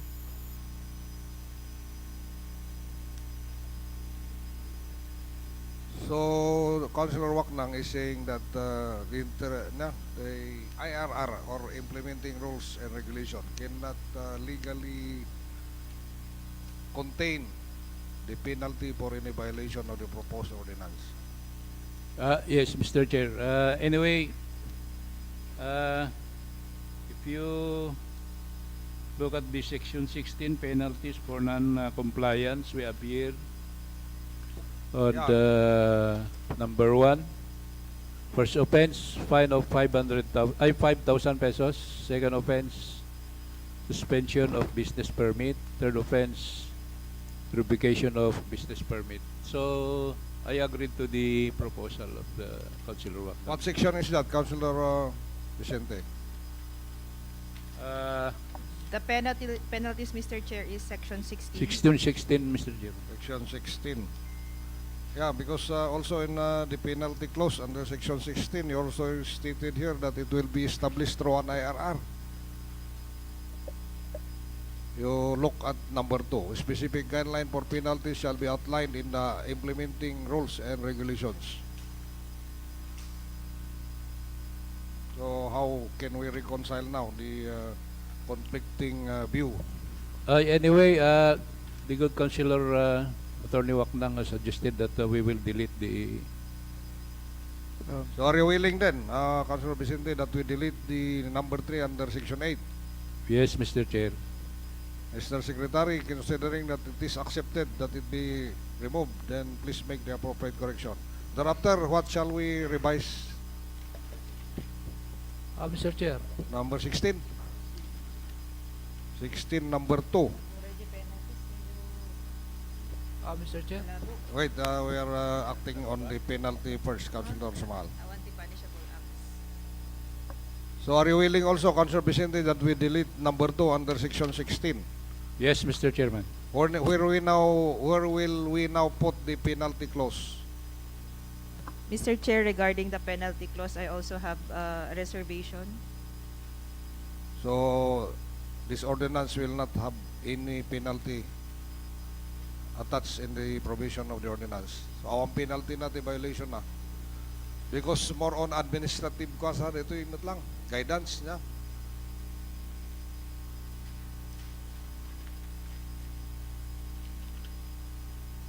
More on the establishment of a copy industry and development. And another comment, Mr. Chair, the title itself. What's the wrong and the title? What is need to be corrected? It says here, Tabuk City Coffee Industry Development Ordinance. What is your suggestion? Or An ordinance establishing the Tabuk City coffee industry? No, Mr. Chair. Let me come up with the amendment, Mr. Chair. Okay, for the meantime that you are coming up with the proposal to amend, can we also acknowledge Councilor Samal? Yes, Mr. Chair. Under Section 9, Infrastructure Development, improvement of farm-to-market roads to facilitate the transport of coffee product. We include, Mr. Chair, construction and improvement. Kasi baka nga kayat ni Apo Kapitan Andrew ti ko masapong alati concreting na. Section 9, Mr. Chair. Number 2. Number 2, Mr. Chair. Anay na yun tayo. Construction and improvement. Dati diferensya na dyan po kontraktor ko sagon. Mr. Chair. Construction and improvement. Mr. Chairman. Yes, Mr. Chair. O po, Councilor Vicente, nati comment. Gusto mat baka damit pimanti dagiyay coffee farm nga awanti kalsada da, so it need construction. Opening. Opening of road. With the improvement awanti existing. Ay, okay. Mr. Chair. Construction is better word than opening of road. So, Are you willing that we incorporate construction on under Section 9, number 2? Yes, Mr. Chairman. So it will now mean construction and improvement of farm to market road. Councilor Samal, other comments? Or Yes, Mr. Chair. Improvement namin, mabalin lang nga graveling namin eh. So nga masapo na ikabel to yung construction. Okay. Yan lang, Mr. Chair. Councilor Waknang, did you come up already with the proposed amendment of the title? None yet? Tabuk City Coffee Industry Development Ordinance.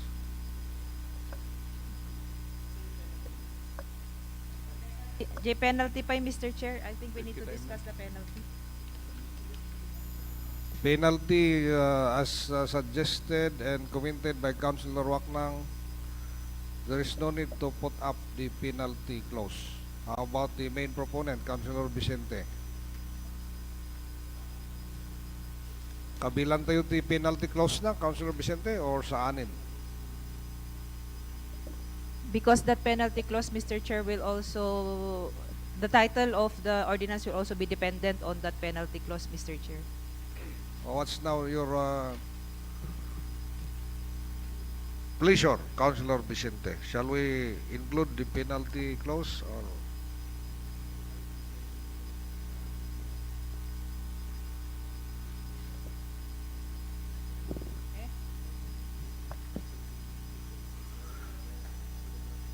Of course, when you put up a penalty clause, what are the matters to be penalized?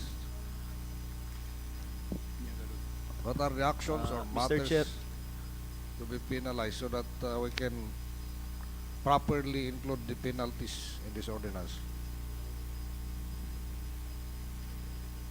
Mr. Chair, may Yes, I Councilor make Bagao. point of clarification, Mr. Chair? The and this is addressed to the principal author, why he included the penalty clause. And the items that was reconsidered a while ago, with the manifestation of the good councilor from Bulanao, Councilor Waknang, the providing of penalty for the import of coffee and the selling of imported coffee brands as Kalinga Coffee. So, di ba, Mr. Chair, iti kayat nga i-penalize nga prohibited act iti principal author, that's why he included the penalty clause? Yes, Mr. Chairman. Actually, yes, it is the wisdom of this ordinance, one of the wisdom. Because if we notice today, for example, the coffee producers from Balawag, their coffee beans is from, I think, from Vietnam. So, may isa nga kuha na dito eh. Kat uray no, hantay nga paritan isuda nga import or agpuproduce. Pero handa lang ko mga ikanti DJ nagan na nga Kalinga Coffee. Tapno ma safeguardan di ay kuamet ati produkto ti Kalinga. So, Mr. Chair. Yes, Councilor Bagao. Having heard that, Mr. Chair, I would then support the manifestation of Councilor Waknang to omit section section 8 3A and B. Instead we create a different chapter for that prohibited act. Dagitoy prohibited act after siguro dagitoy funding and incentive, Mr. Chair, prior to the penalty and enforcement. So if the good principal author from Kalakkad would be amenable with the suggestion, chapter 6 will now read as prohibited acts, chapter 7 to the penalty and enforcement. And ijay tayo nga binsa-binsaan dagijay mabalin nga ma-penalize nga prohibited acts. For example, as mentioned by Councilor Vicente, the selling of an imported coffee product branded as Kalinga Coffee. or Tabuk coffee. Yeah? So these are prohibited acts. But my question now, Mr. Chair, is are we going to penalize importation of coffee in our locality? Wano day lang repack da lang and then we brand it as Kalinga or Tabuk coffee. Isang batan man, Mr. Chair, iti principal order. Yes, Mr. Chair. Han siguro nga ma-penalize dagi ay ag-import, pero no arami din da nga ijay repacking na jay labeling na katikabil da nga Tabuk coffee or Kalinga, di ay ti ma-penalize. Clarified, Yes, Councilor Mr. Baguio. Chair. So, at least nakita tayo yung intention the principal author, Mr. Chair. So, I move, Mr. Chair, to include a separate chapter, Chapter 6, Prohibited Acts, Mr. Chair. Are you willing, main sponsor, that we amend the proposed ordinance and incorporate another chapter intended for prohibited acts? We make it as Chapter 6 and Chapter 7 would be the penalties. Yes, Mr. Chairman. Okay, considering that it is unaccepted, Sir Secretary can make the proper amendment. So we'll now create Chapter 6, purposely for prohibited acts. So what are now the prohibited acts? I move, Mr. Chair, that the provision will be the following acts are prohibited. Number 1, as mentioned a while ago, selling of imported coffee, branded as Kalinga or Tabuk coffee, or any other brand for that matter that will mislead the public, Mr. Chair. So the prohibited act there is the misleading of the consumer, Mr. Chair. So this is for the protection of the consumer. Any other suggestion, Mr. Chair, from the body on the prohibited acts? Yan pa iba? Aside from selling of imported. Selling and branding. And branding. I so move, Mr. Chair. One of the prohibited Considering acts. that there is a motion that we include as number 1, the prohibited acts is selling and branding of imported coffee as Kalinga or Tabuk coffee. Is that your motion, Councilor Baguio? Seconded by Councilor Sakaile. No objection from the main proponent. No objection from the floor. Please take note of the prohibited number 1 act of the said ordinance, Sir Secretary. Mr. Chair? Yes. Mr. Chair, in addition to the regulations for penalty, may I ask the principal author if can we include the conversion of coffee plantations wherein to penalize dagay ngay coffee plantation i-convert da into banana wenno corn wenno anyaman nga haan nga product is it sige man, shall it be ako main included? proponent. No nga kas ano dagay coffee plantation nga arami din tayo nga banana plantation kasi kada I think, Mr. Chair, according to my experience, adamit ti kinapyak. Hanin ngay nga agbumbunga kadagi kapi and may isa dito di pa nakaibos ti kayo dagi jay kasi ti kapi no awan ti kayo na kay kayat na ngay aglinong tinara acacia dagi nadanom ngay nga kwa takas la ka digiti hangkom mo nun niya ti naganti sablang ako na da di ngay kwa rinagadi da ngay amin dagitan nga kwa inlaklaklakaw so naawan dagi ay kayo ti kaadwan so I think hantay siguro nga inayon di jay Mr. Chair since nga iti choice siguro ti farmers di jay no anya ti suitable para ijay ayan ti farm na party right da as property owners mang convert no O natikayat ng imula niya. Yes, Mr. Chairman. Any other correction, addition, revision? There are none. We will proceed to the penalty. So we now proceed to section chapter 7. Penalties. What's now your proposal, main proponent? Yati sanction na di brand ka naglako ti imported as Kalinga or Tabuk coffee. Mr. Chair, may I also include one of the prohibited acts? Tapno mat genuine mat ang kapi iti mailako because this is for the protection of our consumer and the industry itself nya tabakano aglako tayo mat ijay other provinces no kwa kat jay kuma genuine nga kapi allegedly kat adadagi jay malalaukan iti is ano na dumaduma niya. So since there will be a triple CCC nga committee or council, iso ti may isang strengthen tayo. So another prohibited act is the selling of fake Kalinga coffee. Thank you, Mr. Chair. I so move, Mr. Chair. Oh, number 2 act, prohibited act, main proponent, the selling of fake Kalinga or Tabuk coffee. Yes, Mr. Chairman.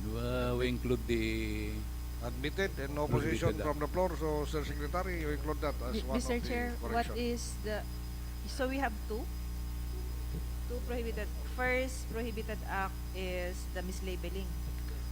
Selling and branding of imported coffee as Tabuk or Kalinga coffee. And then the second prohibited act is Selling of fake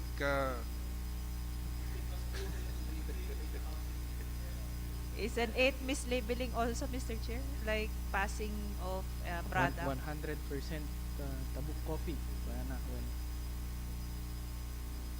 The first prohibited act namin, Mr. Chair, focuses on importation. Slang sumrik lang iti locality tayo ngahan nga Kalinga coffee but it was branded as Kalinga or Tabuk coffee. But if the production, Mr. Chair, is locally made but fake nga kuna ni Apo Vice Mayor gapong arud ta nalaukan ay kat hanga covered so na yung first but the second prohibited act, Mr. Chair. baka inala na dyan Bulacan. Bulacan made. So that's not Kalinga. Mr. Chair, may we then be clarified what we mean by fake coffee because there might be So it we'll might make also a be question for question about- vagueness again. Yeah. definition of terms. So Oo. we'll make another definition of fake Di may coffee. isang imported coffee. Pure. Let us may I then revise the motion a while ago, Mr. Chair. Instead of using the word fake coffee, Mr. Chair, selling of coffee that is not purely locally produced, sa pure coffee. So no dalaoknan adati triple simat nga council, Mr. Chair, nga mang implement data adan tumati programa da nga ag revisit iti seller tayo tapno ma-check mat nga kwa. So pure, the word is pure, not fake, Mr. Chair. Ang adulterated. Yes, Mr. Chair. Ati adulterated coffee laukan dati Mr. Chair? mais bagas. Mr. Chair? No kaya gala dati Bulacan nga na gapudya Bulacan branda nga Kalinga coffee, okay lang. The first punishable pwede, Mr. Chair. Importation man di Yes, magbagato Mr. dyan first. No, already masabol nga within Kalinga lang, Mr. Chairman. Ang mabalin nga gala dati other provinces. So okay So lang di di first. tendency na diyan o kaputi sabsabali baka adati laok na nga han nga pure as stated by Councilor Bagayaw. Mr. Chair, tatay, I think it will be covered by first punishable act. Tadya word nga importation tayo, han kumalang confined, ijay from other country. Pati kumadya other provinces, ta di nga rod develop tayo nga rod iti city tayo. Hanga problema, Mr. Chair, nga dati sumrek nga product from other country or other provinces like Batangas, like Bulacan, provided that the branding is proper. Correct? Dahil lang, Mr. Chair. So we put on record that the intention of the ordinance is to cover importation internationally and locally. Okay. Mr. Chair? So, with your motion that we change the fake to pure, what can you say, main proponent? I think, Mr. Chair, the proper term na lang, Mr. Chair, is your suggestion a while ago, the selling of adulterated coffee. Tapno, it encompasses, Mr. Chair, dapat pure di ay. Okay. Thank you, Mr. So move, Mr. Selling Chair. of adulterated coffee is prohibited. Number 2, prohibited act. Main proponent, are you willing to accept that revision? Yes, Mr. Chairman. Objection from the floor, so make the appropriate correction. The penalties then, Mr. Chapter Chair. 7. Mr. Chair, Yes, before we go to Councilor, the Lugyang. penalties, just for additional clarification, kuna nagamin dito yung Mr. Chair in the programs and support mechanisms. Section 7, number 1, letter E, is the delineation of coffee areas into production area and protection area. Kuna nagamin ijay, Mr. Chair, is the protection area. So, the City LGU and the CCC shall declare protection area for coffee plantation. Nga kastoy lang ko maiti maimula ditoy no existing di kape kata hantayo ko mga ikatanen. So if we shall declare some place as protection area, shall it adaba dapat iti penalty na no ditoy protection area ket kasla guluan ma-disturb. Day Mr. Chair iti question ko tatay. So what will be the point of declaring areas as protection area if we will not penalize those people or group that will destroy this protection area? Dahil lang, Mr. Chair, to the main proponent. I think, Mr. Chairman, if the whole ordinance, if we put on penalties, any provision of this ordinance violated by any of farmers covered by this ordinance, of course, they will be penalized, Mr. Chairman. But we welcome if you have suggestion about Councilor Lugyang, penalties of do you this, welcome the explanation of the main proponent, or you still insist that you include that as one of the prohibited acts? Yes, Mr. Chair, it is up to the main proponent no kahit na ikabil, basta I am just asking the questions as to emphasize, but according to my conscience to my colleagues kata, as we studied this ordinance, it is the main purpose of protecting the coffee industry, not just at the marketing level, but to the production level and the planting level. So may we suggest to the principal author to include, since it is already in the programs and support mechanisms wherein the LGU shall delineate and designate protection area, might as well we add to penalize those who will destroy these protected areas and production areas. Mr. Chair, day lang. So may we add to the rules and regulations that the protected areas and the production areas as delineated by the CCC and the LGU shall not be disturbed, as they are main purpose are for coffee plantation. Yes, according to the ordinance, is the coffee areas into production area and protection area. Mr. Chair, policy ba rin?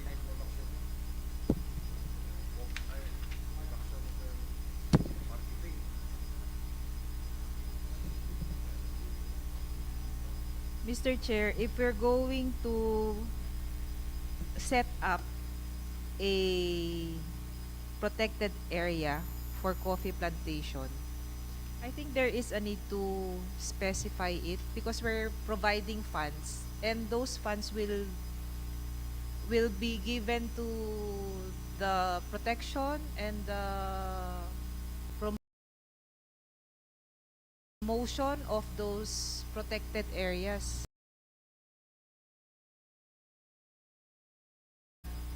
If we're going to put this as a policy, the delineation of coffee areas and production area and protection area, we have to specify, Mr. Chair. Tajay pundo nga rod, Mr. Chair, kat isuti mapanan na kuma. Well, probably that would be included in the implementing rules and regulation to be studied by the committee, composition of the City Coffee Council, probably. Mr. Chair. Yes, Councilor Bagao. Thank you, Mr. Chair. Mr. Chair, I acknowledge the wisdom of the good councilor from Bulanao, Councilor Dugyang, that the delineation of coffee areas into production area and protection area should also be strengthened through inclusion of a penalty for any violation thereof. So, sa IRR to, ma-identify to the protected area, delineated. However, what will happen if there is an individual or entity that will destroy that area or convert the area into another purpose? So, may I then ask, Mr. Chair, if the good councilor from Bulana would still would like to push through with that prohibition, mabalinamot ngay kabil dyan Section 6. I should say Chapter 6 Prohibited Act, pero separate nga kwa diyan item. Kasi that time, Mr. Chair, in the declaration of policy, nasolve tayo to protect and promote the brand identity by prohibiting the selling of imported or adulterated coffee. Imported nga branded as Tabuk but it's not. So how can we also protect the area nga road development dito eh? So may I then ask the proponent, the good councilor from Bulano, Mr. Chair, noon niya iti mapanpanunot ng Prohibited Act so that we can incorporate in Chapter 6, Mr. Chair. Yes, thank you. Thank you, Mr. Chair. Thank you, Councilor Ivan. With regards to the delineation and the protection of assigning that this area are protected areas and production areas as manifested a while ago by Attorney Zoraida. Since these areas shall be designated as protected and production areas, ket ijay ngay nga mapan dagijay pundo. Diba? Isu dagay areas nga pundoan tayo. So what if pinunduan tayo ti duwa nga tawen after 3 years ket sadan to baliwalaan din na pundo. So adding it to the regulations nga haan kuma nga mabalin nga makuti dagiti areas nga pinunduan tayo as declared as protected and production areas. So dagiti penalty nga mabalin nga i-sanction tayo is dahil lang, Mr. Chair. May we ask the Anyang arot the prohibited acts. Kaya na yun so tayo the Chapter 6. Mr. Chair, for the prohibited act, may I suggest that the disruption, is it a good term, or How do you the define destruction? The protected area. yes, Mr. Cutting Chair. of coffee trees, burning the forest or the coffee area or what? Mr. Chair, another concern. If we're going to penalize any intrusion in the protected areas, we cannot just put the protected areas in the IRR. It has to be in the ordinance, Mr. Chair. Yeah, Mr. Chair, I go with the manifestation of Councilor Waknang. That is why the next provision of the ordinance in Chapter 7, penalty and enforcement.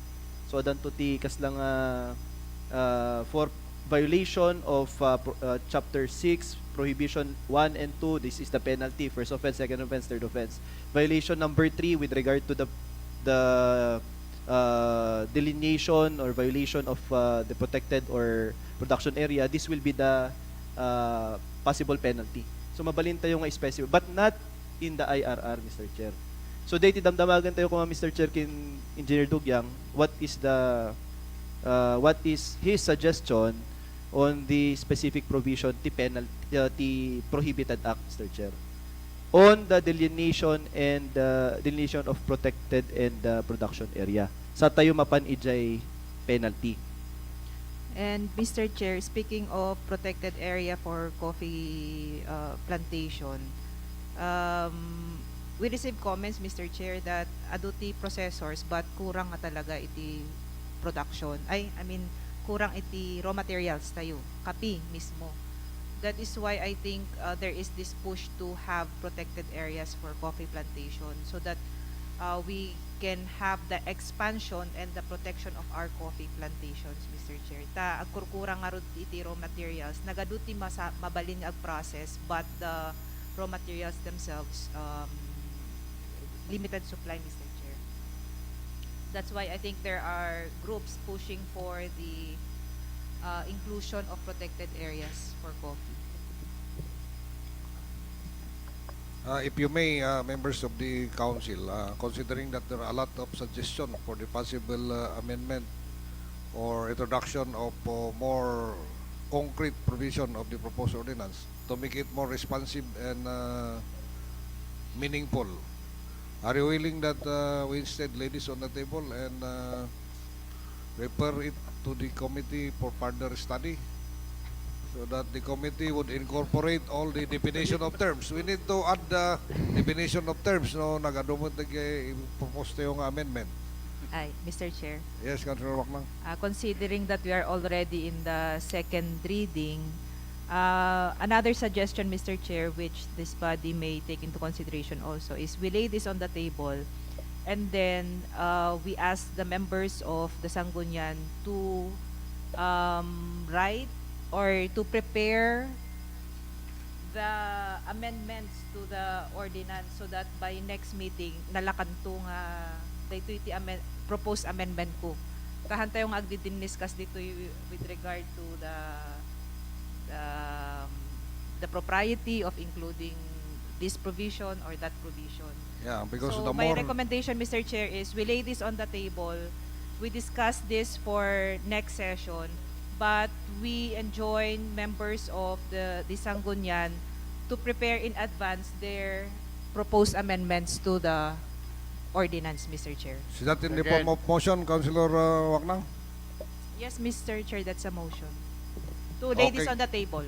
Is there a second? Is there is a motion that lay the proposed ordinance under the deliberation for second reading on the table so that more concrete amendments shall be introduced by any members in the next regular session, and even the main proponent himself, who are instructed also to make the appropriate correction or amendments as per the suggestion of the members of the City Council. So the Chair now, considering that there is no objection, rule that this matter shall be laid on the table and be called out on our next regular session as an unfinished business.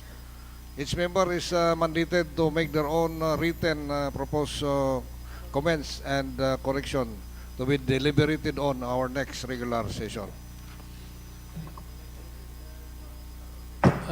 Mr. Next Chair, agenda. in addition, tapno kwa na kwa. If you notice, awan din nakakabil nga kwa dito nga proposed funding. So during the committee meetings, we invite the some personnel from the budget office, but they did not appear because madama kanot ti budget forum that jay Bulanaw. So may we I suggest that you make also recommendations how much the proposed funding so that mamaminsan tuti ko tayo. But to enlighten us, dati during the budget forum, kuna ni Ma'am Karen nga Wera, dati standby fund kanong 3 million nga excise tax. So ti suggestion da mabalin nga mga ladya nga may kabil dito for your information. Okay, thank you for that information, Councilor Vicente. At any rate, you are one of the main proponent and the members are also co-sponsors. So, indeed, we need to study the specific details of the creation of a coffee development fund under your Section 8, number 2. So, iklaro tayo ano ito, no, na kaya nasa una ito yung coffee development fund, no. As the main proponent nakit, baka mapaki-coordinate ka to executive. Baka mabalin nga pagrugrugyan tayo dito ako na mga naka-reserve nga pundo para coffee industry. Kabil tayo yung ordinance na no, may specify na dyan, pag-apuan na rito yung coffee development fund. Oo. So ay mabalin ba nga imbita rin tayo ti taga budget for to appear before us. And related thereto, as moved by Councilor Vicente, the budget office through Edgar Sarnadan is invited to attend our next regular session to shed light on the proposed ordinance. Yan, even the City Co-op City Cooperative Office. Visuera. Okay. Next agenda, Sir Jerry. 7.2 on communications. 7.2.1 letter from the city mayor submitting supplemental budget number 05 amounting to 63,595,386 Number 5.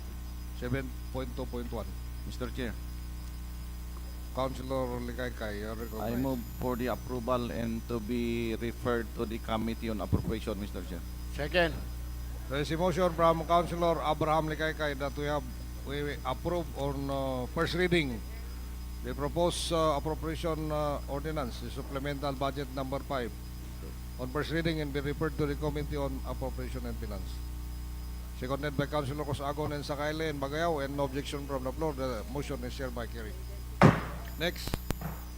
Letter from the city mayor transmitting the letter of Honorable IPMR Benigno A. Duyan requesting allocation of funds for specific projects to be located in barangays Kalakad, Magsaysay, and Bulo, and requesting the passing of an appropriation ordinance authorizing and approving the allocation of fund transfer as well as granting authority to sign the necessary memorandum of agreement related to the fund transfer, and these projects will be charged to the donation accounts of the city mayor.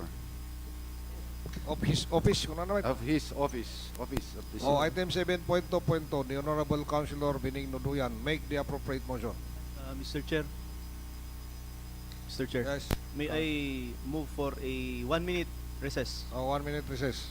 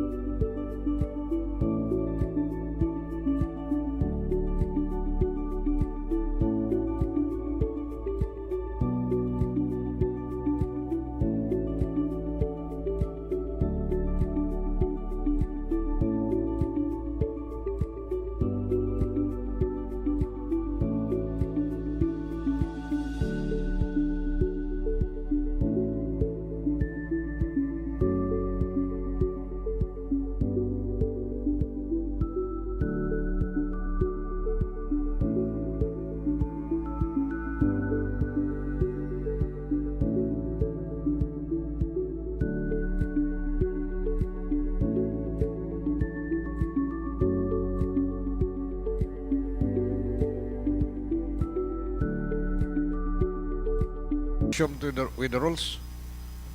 I will lay this on the table and tackle it by and by when the accountant of the city government would appear before us. Next agenda, Sir Secretary.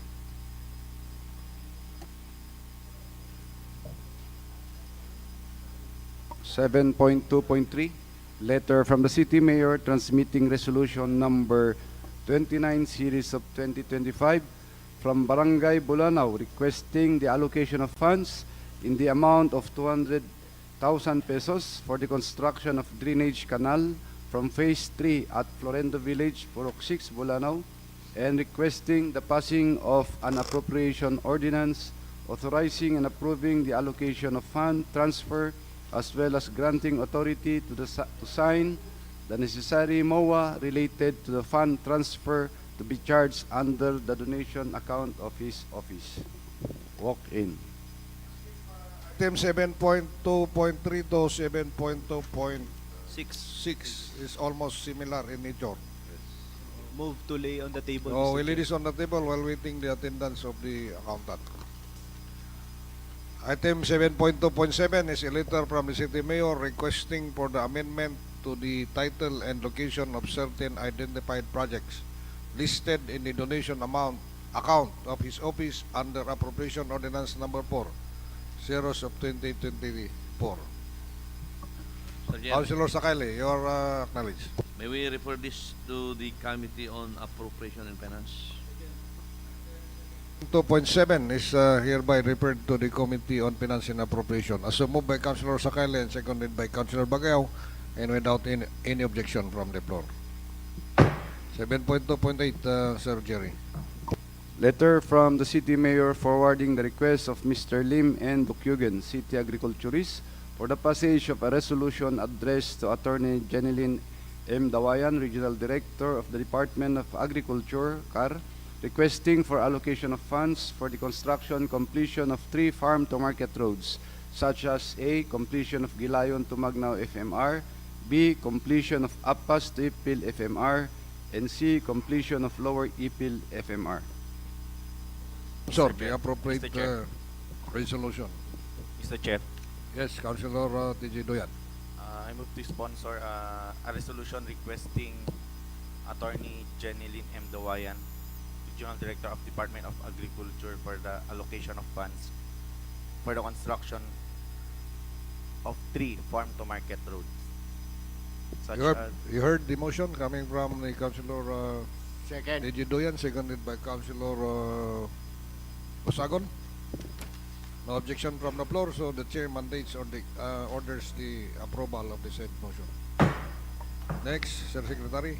Letter from the city mayor forwarding the request of Mr. Lim M. Dokyugen, city agriculturist, for the passage of a resolution addressed to Dr. Dionisio G. Alvinda, Scientist 4 and Director for Philippine Center for Post-Harvest Development and Mechanism, PhilMec, requesting for the provision of the following farm machinery projects for the establishment of the Agricultural Mechanization Depot at Tabuk City Agricultural Production Research and Training Center at Balong, Tabuk City. Mr. Chair. Yes, Councilor TJ Doyan. Another resolution, Mr. Chair, addressed to Dr. Dionisio G. Alvinda for the provision of farm machinery projects, establishment of agricultural mechanization depot at the Tabuk City Agricultural Production Research and Training Center at Balong. I move for a passage of resolution, Mr. Chair. Second. There's a motion that we approve the request of the mayor for the passage of resolution under item 7.2.8. 2.8 niya. Duly seconded, and no objection from the floor, the chair declares approval. Next. 7.2.10, letter from Mr. Pierre Galicia. Ay, point 9 karon, clarification. Point 9 na tayo. 7.2.10, letter from Mr. Pierre Galicia, Business and Permit Licensing Officer, submitting the Local Economic Development Plan, LEDP, for consideration and approval of the August body. Local Economic Development Plan. Mr. Chair, Yes, the Honorable Councilor, the Chairman of Committee on Planning, Councilor Dugyang. Thank you, Mr. Chair. May I move that it be referred to the Committee on Planning, Research, and Development, Mr. Chair. Second, that we refer item 7.2.10 to the Committee on Planning and Research and Development. Seconded by Councilor Sakale, moved by Councilor Dugyang. No objection from the floor. Item 7.2.10 is hereby carried. Approved. 7.2.11, letter from Ms. Beverly Cardenas requesting and applying for certificate of eligibility for reclassification of her various agricultural lands to residential use. 7.2.11. Honorable Councilor Sumal, the Chairman of Committee on Land Use. Mr. Chair, may I move to refer this matter to the Committee on Land Use, Mr. Chair? 7.2.11 is hereby referred to the Committee on Land Use for further study. Next.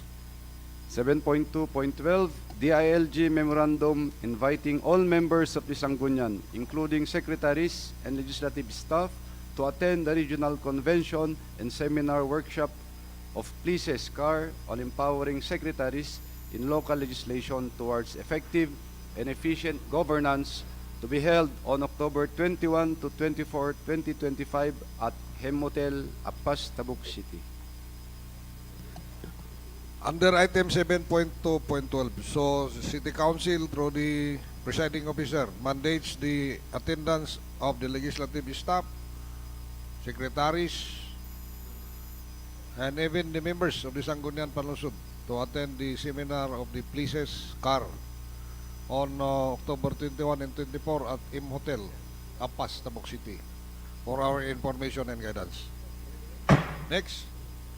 7.2.13, letter from Sibakro Officer Remsimar Adong submitting the names of civil society organizations requesting for accreditation as follows.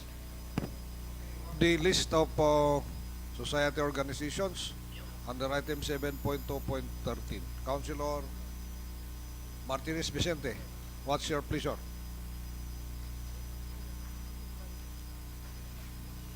Chairman on the Committee on Cooperatives.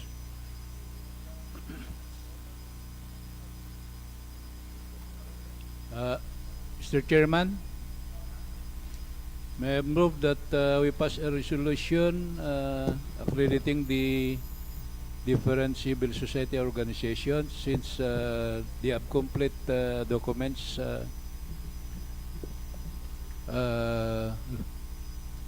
pertaining to their approval of their accreditation, namely Bulanao Delivery Tricycles Operators and Drivers Association, Proctres, Bulanao, Tabuk City, Kalinga, Malay Kudal Farmers Irrigators Association, Inc., located at Kudal, Tabuk City, Kalinga, Association of Kalinga Agritourism Practitioners, National Road, Bulanao, Tabuk City, Kalinga, Igorot Multi-Sectoral Associations in Kalinga, Dagupan Weste, Tabuk City, Kalinga, Ananing Bayanihan Farmers Association, located at Barangay Naning, Tabuk City, Kalinga, Bunao Farmers Association, located at Brook 7, Bunao, Agbanawag, Tabuk City, Kalinga,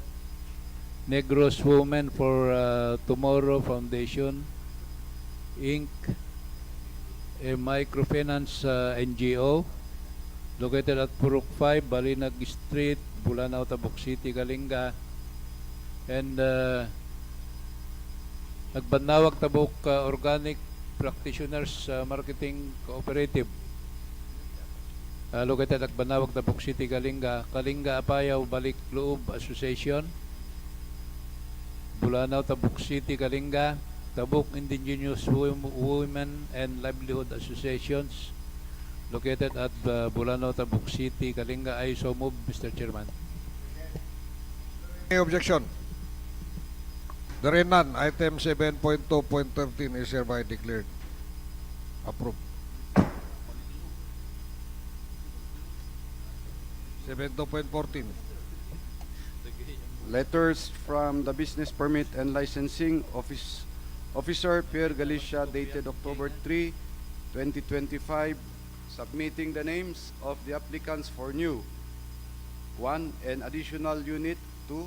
Motorized Tricycle Operation Permit or MTOP with attached certification confirming that the applicants were verified and found qualified to be granted franchise.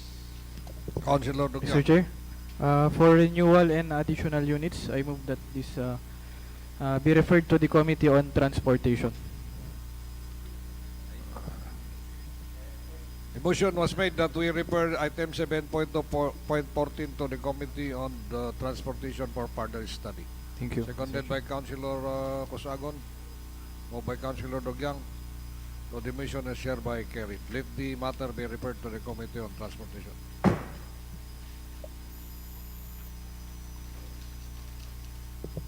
Nagayap kini po Jeffrey Pitot. Da. Mr. Chair, Yes. I called the attention of Mr. Pitot, and according to the office mate, he went out, but we suggested that upon arrival, Mr. Pitot will report immediately. Thank you very much, Sir Secretary. Okay, next item 7.2.15 is a letter from VP Law Pierre Galicia referred to the Yes. Committee on Transportation. How about 7.2.14? No, approve. Mr. Chair, for 7.2.15, I move for the approval. Okay, For the renewal. Second. Oh, you are confusing me, Sir Secretary. Yes, So Mr. Chair. 7.2.15, if there's no opposition, we hereby approve the same. Thank you. Thank you, Mr. Chair. Various requests for MOA fund realignment under item 7.2.16. Yes, Councilor Sakali. To include all the members of the SP. There is a motion that we approve all various requests for MOA realignment, including the members' requests of the members of the Sangguniang Panlunsod under item 7.2.16. Moved by Councilor Sakali and seconded by Councilor Sumal and Likaykay. Those who say aye, say aye. Those who say nay, say nay. So the ayes have it. Committee reports under item 8.1. Committee on Rules. Mr. So Chair. the Honorable Councilor from Nambaran, Bulanao, and Tenglayan is hereby recognized. Thank you, Mr. Chair. Committee on Rules report on the 5 proposed barangay ordinances of Barangay Tuga. So we obtained a legal opinion from the City Legal Office, and it is for the following proposed barangay ordinances. Ordinance number 9 to 13 of Barangay Tuga. Based on the written legal opinions, out of the 5 proposed ordinances, only 2 ordinances are valid and consistent with laws and local ordinance. Ordinance number 9 is invalid because it does not provide for specific provisions. It only provides that the enforcement of national laws concerning gunfire and public safety shall be localized. And it is void for being vague, Mr. Chair. Ordinance number 12 is invalid for being contrary to the law on the ease of doing business and efficient delivery of government services Delivery Act. Ordinance number 13 is invalid considering that it is not in accordance with the joint memorandum circular of DILG, DSWD, DepEd, DOH, and the Philippine Commission on Women. And the barangay ordinance is incomplete. So the recommendation, Mr. Chair, is to declare proposed barangay ordinances number 10 and 11, series of 2025 of Barangay Tuga as valid and consistent with laws and local ordinances. The other barangay ordinances not mentioned are invalid for being contrary to pertinent laws. Hence, the committee recommends to refer this back to the barangay. Signed, the chairperson, vice chairperson, Engineer Rainier Dugyang, members, Attorney Bagayaw, Honorable Sakayle, and Honorable Sumaal. May I move for the adoption and approval? Honorable Councilor Mayawaknang had moved that we adopt the committee report as per item 7.2.15 and approve the same together, of course, with its findings and recommendations. Seconded by the Honorable Councilor Bagayao. And unless there is an objection, and I can hear no objection thereto, the chair now declare the committee report as so accepted and as so approved. And it will now become an official record of the City Council. Let the copy of the resolution be furnished to the office and to the barangays of Barangay Tuga. Next report coming from the Committee on Rules. Another committee report regarding the proposed barangay ordinance of New Tanglag, Barangay Ordinance number 32. Per the legal opinion of the City Legal Office, Barangay Ordinance number 32, series of 2025 of New Tanglag is invalid. The basis, Mr. Chair, is Section 155 of the Local Government Code of 1991, which grants the local government unit the power to prescribe the terms and conditions and fix the rates for the imposition of toll fees for charges for the use of any public road, pier, wharf, waterway, bridge, ferry, or telecommunication system funded and constructed by the local government unit concerned. However, it was observed that Section 2 of the Barangay Ordinance that the imposition of toll fee is based on the volume of quarry resources. It is a fee imposed on goods for passing through the barangay in the case of tolls. Thus, it is in contravention of Section 133 of the Local Government Code. And thus, the recommendation, Mr. Chair, of the committee is to refer back proposed Barangay Ordinance number 32, series of 2025 of Barangay New Tanglag for their appropriate action. Signed, yours truly, Mr. Chair, the Vice Chairperson, Engineer Mark Rainier Dugyang, members Attorney Bagayao, Honorable Sakayle, and Honorable Sumaal. May I move for the adoption and approval, Mr. Chair? There is a motion coming from Councilor Waknang that we approve and we adopt the committee report together with its findings and recommendations under item 8.2. Included thereto is the repairing back of the said ordinance of Barangay New Tanglag for being inconsistent with law.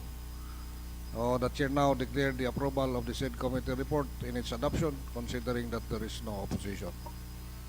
Let the copy of the said resolution be furnished to the aforesaid Barangay New Tanglag for the information and guidance.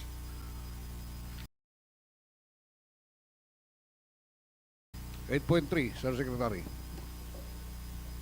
8.3 report by the Committee on Transportation and Communication and the Committee on Public Order, Safety and Security. Mr. Chair. Councilor Dugyang. Thank you, Mr. Chair. Committee report submitted to the presiding officer and the honorable members of the Sangguniang Panglungsod by the Joint Committee on Transportation and Communication and Public Order, Safety and Security, with the subject the proposed ordinance granting the condonation of penalties, surcharges, and interest on unpaid mayor's permit fees for the years 2020 to 2022 due to the COVID-19 pandemic.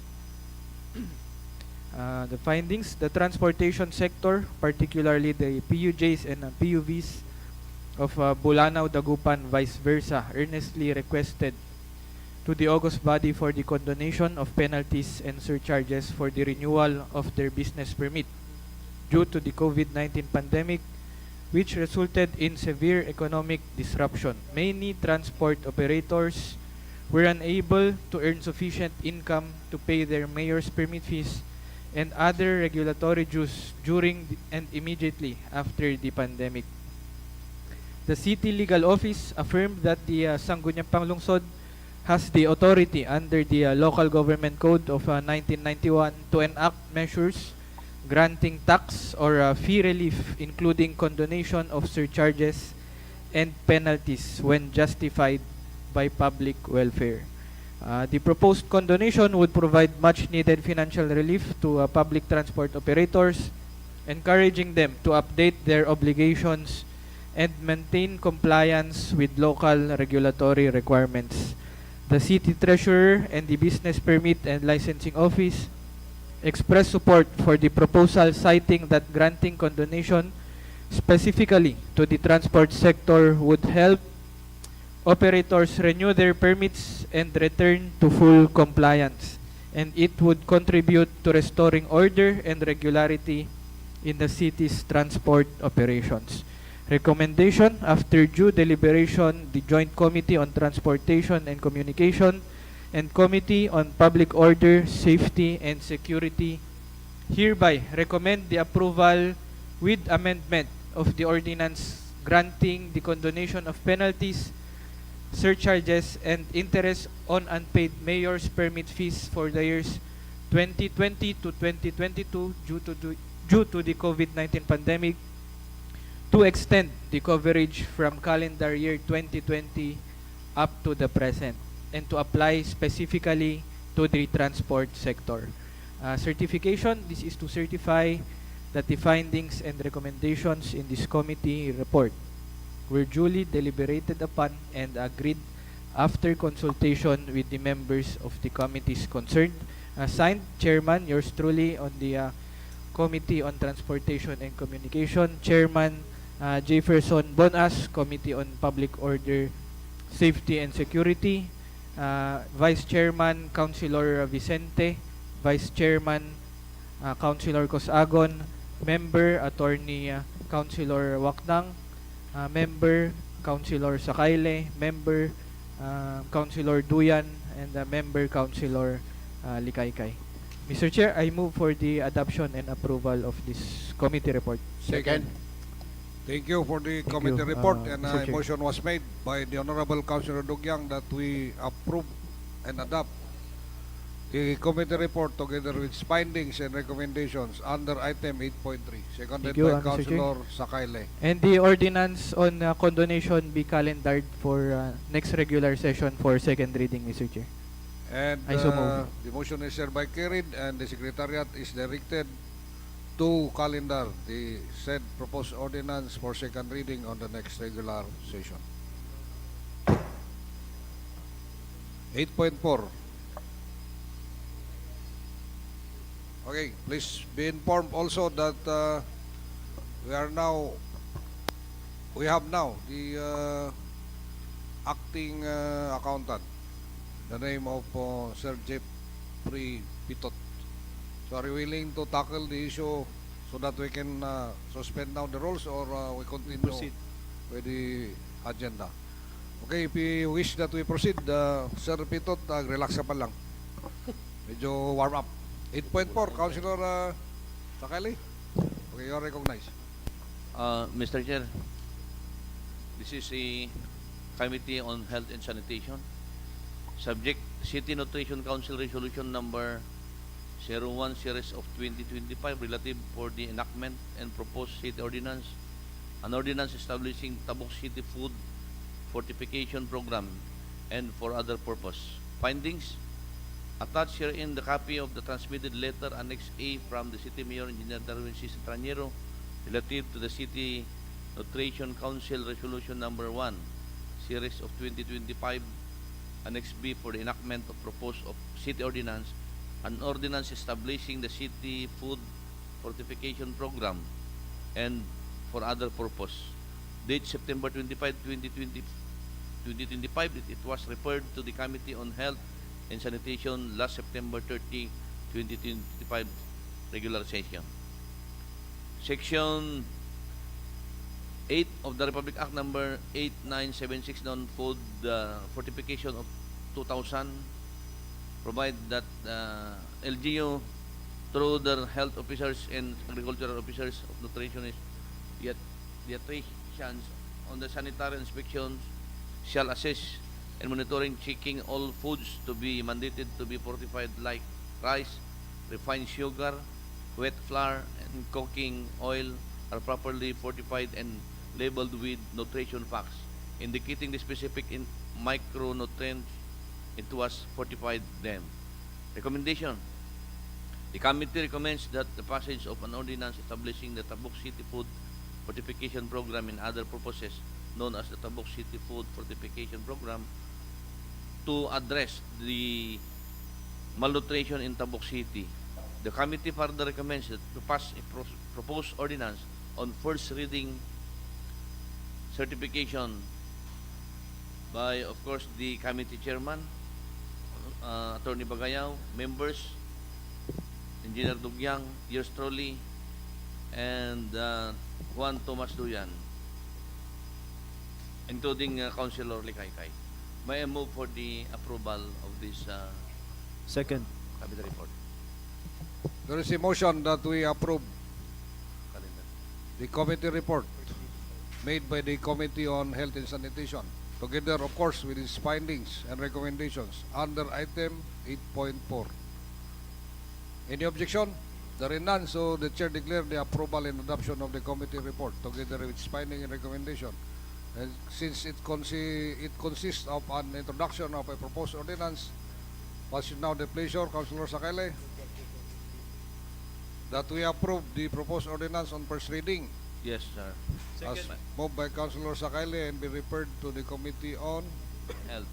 Health. No objection from the floor? And Mr. Chair,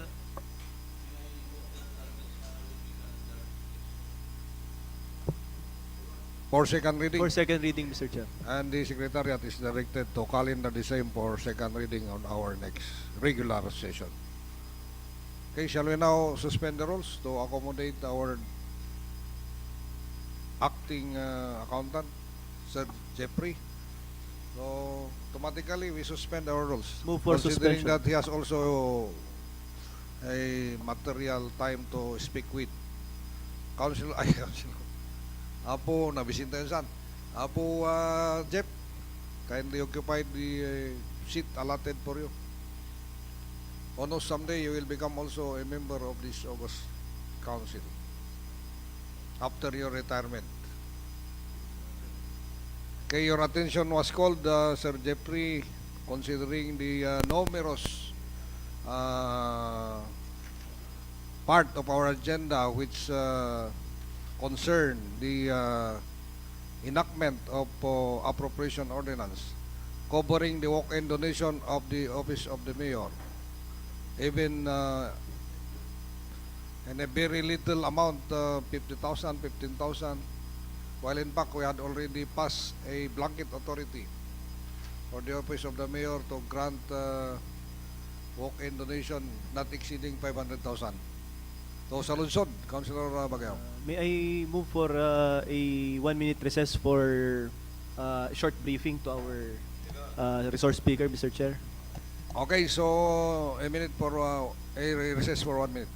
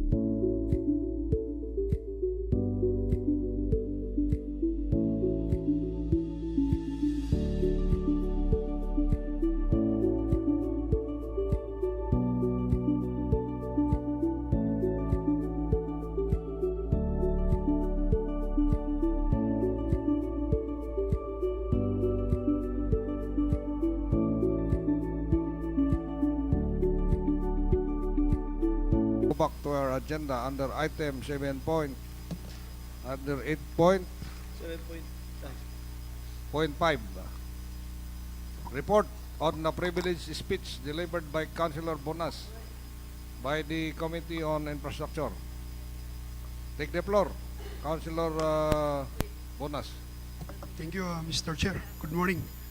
The Committee on Infrastructure, Committee on Planning and Research, and Committee on Environment and Natural Resources conducted a meeting as regards to the privileged speech of this representation on the flooding incident that had happened in Barangay Nambaran last September 25. Okay, I read, Mr. Chair, the findings. So, number one, as per resource speaker, there was a prior coordination between DPWH and barangay officials regarding the matter. However, the meeting was rescheduled.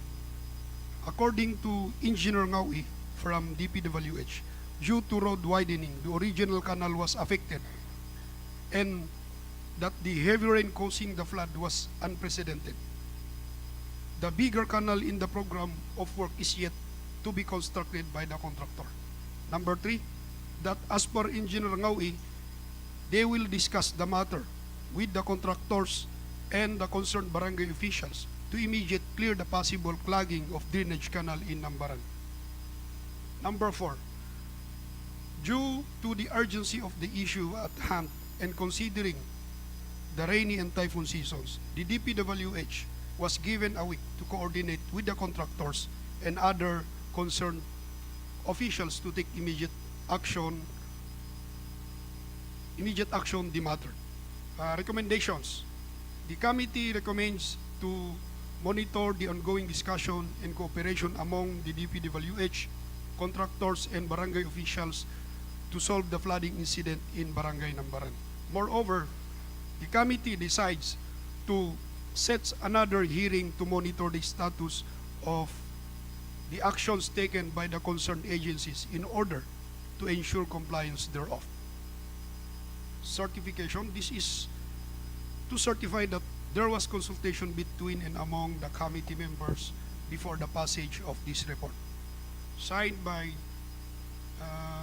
yours truly, the Chairman on Infrastructure, and the Vice Chairman, Honorable Mark Renier Dugyang, and of course, the member, Honorable Martinez Vicente, and Honorable Samuel Sumaal. It was also signed by the committee Chairman on Planning and Research, Honorable Renier Dugyang, and the Committee on Environment and Natural Resources, Honorable Samuel Sumaal, the Chairman, and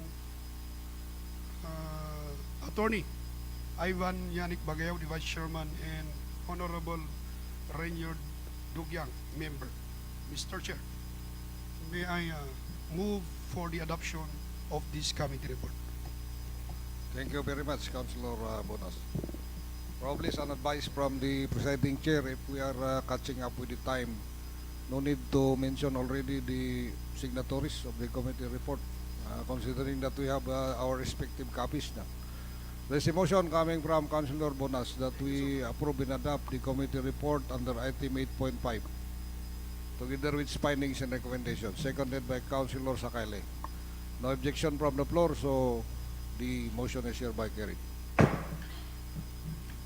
We give a big hands to Councilor Bonas. At least makita na nga na naramid the chairman and members in the Committee on Infrastructure. 8.6, Sir Secretary. On infrastructure, research, planning, and development, environment, natural resources, and energy. Take the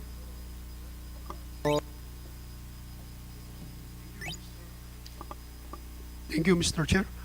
Again, the Joint Committee on Infrastructure, Committee on Planning and Research, and Committee on Environment and Natural Resources. Subject, the proposed ordinance entitled NGA-LGU Project Coordination and Integration Ordinance of Tabuk City or also known as an ordinance requiring all national government agencies to secure certificate prior concurrence from the city local government unit of Tabuk and ensure inclusion of their projects in the local development investment plan or LDIP or any sectorial plan of the city before the implementation of funds for any infrastructure project within the territorial jurisdiction of Tabuk City and providing penalties for violation thereof.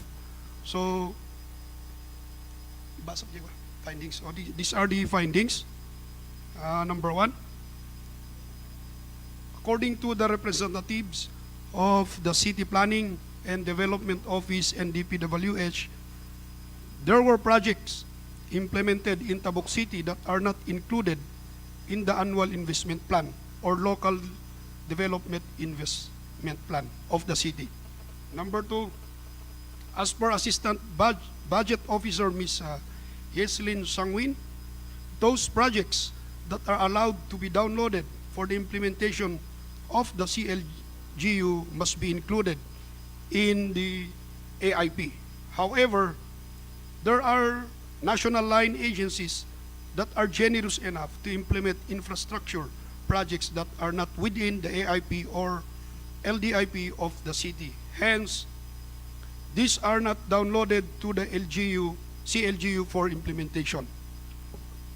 Number 3, as per DPWH Representative Engineer Ngawi, their annual proposed budget is based on the development plan of the region, and that in case there were projects implemented that are part of unprogrammed appropriations, one of the requirements to be submitted is the certification that the said projects implemented is included in the PDIP of the province or LDIP or AIP of the municipality or city.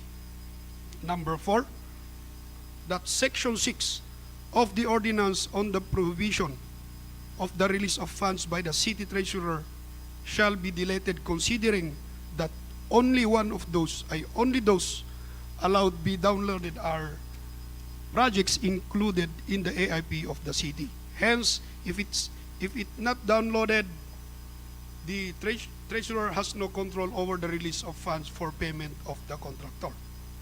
So, recommendations and suggestions.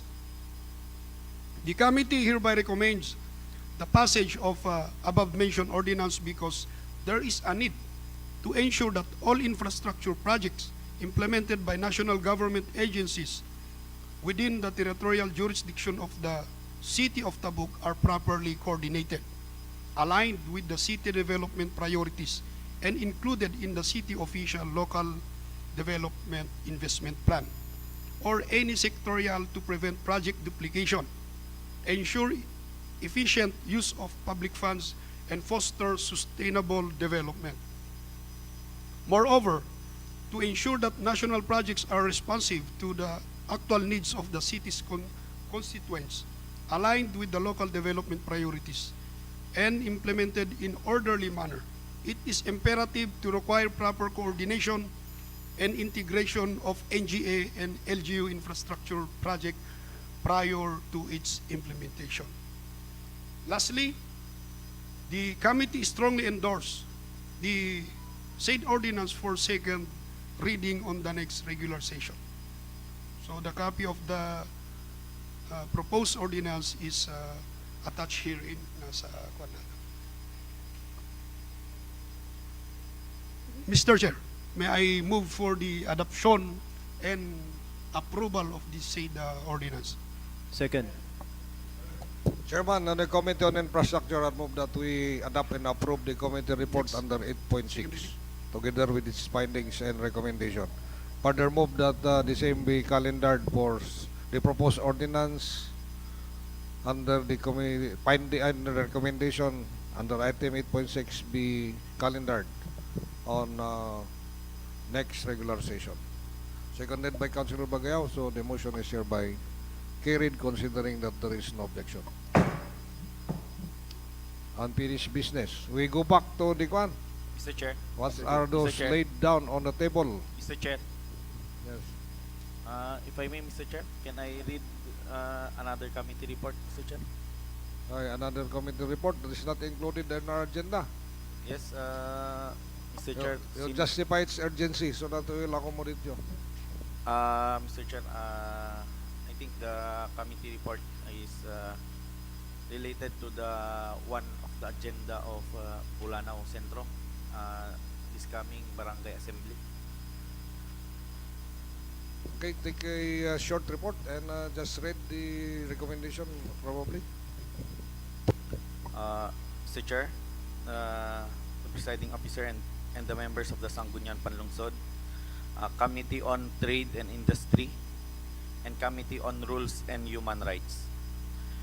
To officially rename the Bulanao People's Gym located at the compound of Barangay Hall, Purok 4, Bulanao, Tabuk City, Kalinga, to Engineer Manuel A. Estranero People's Gymnasium. Findings: Republic Act Number 1059 prohibits naming public places, including bridges, after living persons, except when it's condition of a donation to the government. The National Historical Commission of the Philippines plays a crucial role in the renaming process. They provide guidelines for renaming streets, public schools, plazas, building, and other public structures. Proposed names should have historical and cultural significance contributing to national pride. The original proposal to rename the gymnasium was on 2018.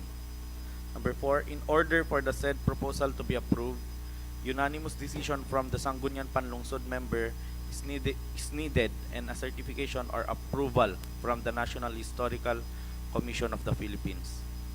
Recommendation: in view of the foregoing premises, the committee members recommend a public consultation regarding the resolution of Barangay Bulanao Centro to justify the cultural and significant contribution in favor of the honoree. The committee recommends a passage of an ordinance naming the said gymnasium, since a mere resolution is not enough. May I move for the approval, Mr. Chair? Signed by Chairman Committee on Trade and its member, and Committee Chairman Ma'am Zoraida Miyawak ng Committee on Rules and Human Rights and its member. I move for the approval, Mr. Chair. There is a motion coming from the committee chair, Committee on Trade and Industry, that we approve the contents and recommendations made in this report. And Under, Mr. Chair, if yes. I can approve for the first reading, Mr. Chair. And further manifested that we approve the proposed ordinance. Proposed ordinance, Mr. Chair. Oh, on first reading. Mr. Chairman, Yes, Honorable Vicente. may I be? Oh. And about before the acceptance of the committee reports? Yes, any clarification before we approve the committee report? Yes, because it's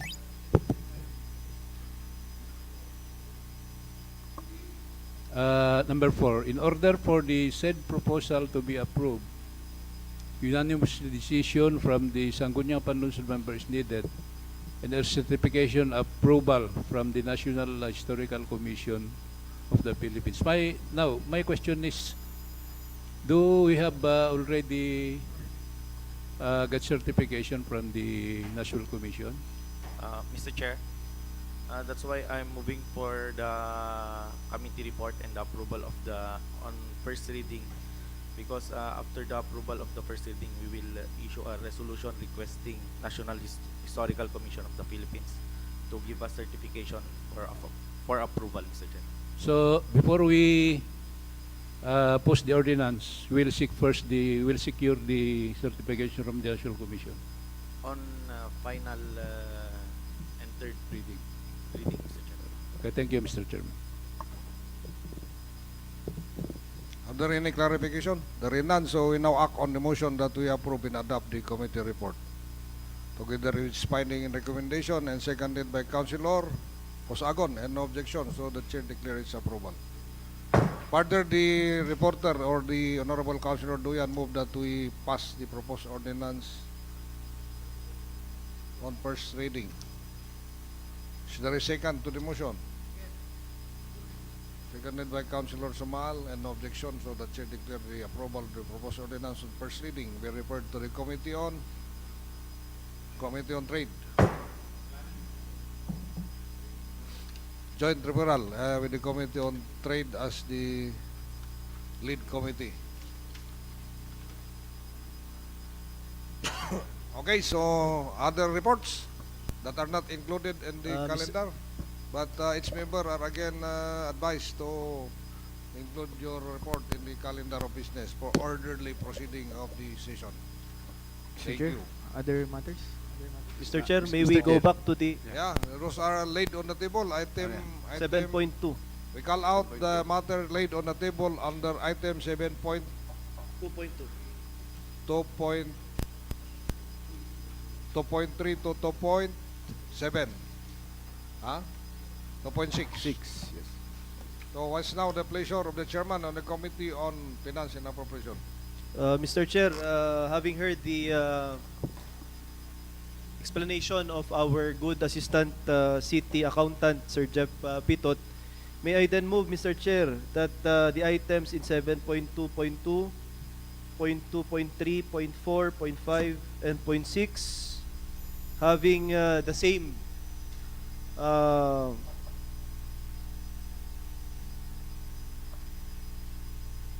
Mr. Chair, having the same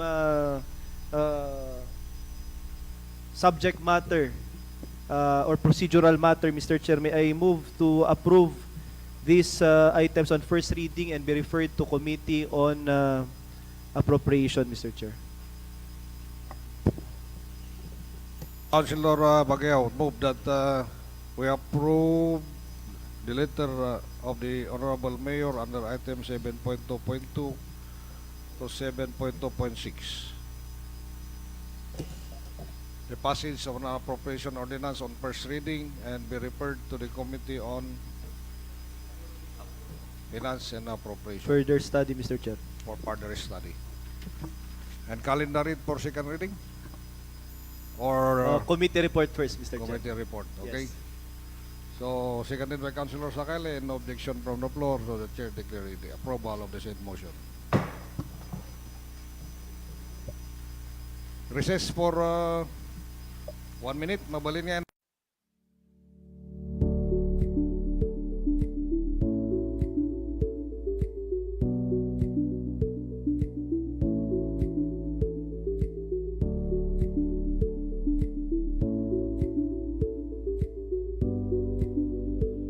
Of the Vice Mayor, Mr. Chair, may I move to include in the agenda the request of the good Vice Mayor addressed to the City Mayor, a resolution number 15 series of 2025 Barangay Kasigayan amounting to 45,000 and resolution number 25 series of 2025 of Barangay Lais amounting to 200,000 to be included in the agenda, Mr. Chair. Second.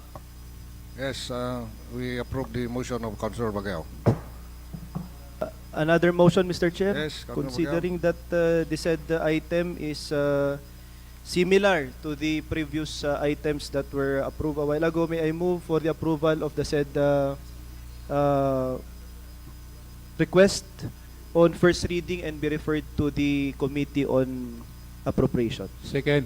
And further, the adoption in the calendar of business, Councilor Baguio move that we approve the matter on first reading and be referred to the Committee on Appropriation. Seconded by Councilor Cosagon and no objection from the floor. Approved. Other matters? Other matters, Mr. Chair. Yes, from left to right, Councilor Bocais, Councilor Dugyang. Thank you, Mr. Chair. Other matters, nag-arise lang that time, Mr. Chair, on the way to this session. Kat nagadungay iti nakamotor, latang han nga naka-helmet. And also aduti nakasabayan tayo nga tricycle nga out of line ken awan iti franchise na, Mr. Chair. So may I propose resolution addressed to our CTPNP and Public Order and Safety Office to strictly implement traffic road safety regulations, including the ordinance on wearing of helmet and the conduct of anti-colorum operations for the tricycles within the city of Tabuk, Mr. Chair. On other matters, Councilor Dogyang move for the adoption of a resolution as so he specified through an oral manifestation. So, Madam Diana, please take note of the manifestation of Councilor Dogyang. Seconded by Councilor Cosagon.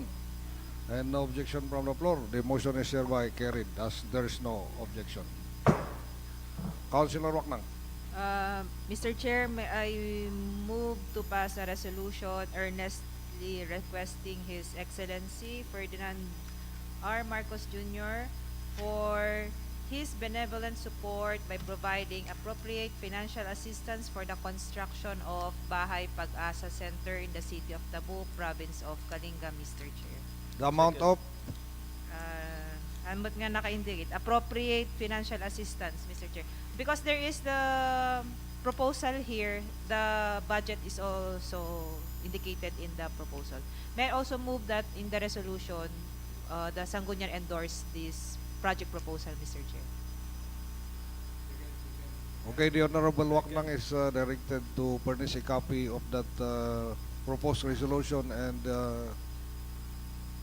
plan? Project proposal, Project Mr. Chair. proposal to the Secretariat. And her motion for us to pass a resolution addressed to His Excellency President Ferdinand Bongbong Marcos or Romualdez Marcos. Soliciting for financial assistance, duly seconded by Councilor Bagayaw. And no objection from the floor. So, carried. Councilor Vicente. Mr. Chairman, I've only noticed, Mr. Chair, that we have still many visitors, so maybe we can accommodate them by and by. I think these are people who will attend the barangay and the prelim, our consultation at 1 o'clock. Because please be reminded that we'll be having this is that preliminary legislative consultation. Yes, sir. In preparation for our legislative enactment of our legislative agenda. We need to consult with our stakeholders, so we scheduled our conference with them this 1 o'clock p.m. That's why we are fast-tracking the termination of our session so that we can accommodate our visitors. Yeah, that's the problem.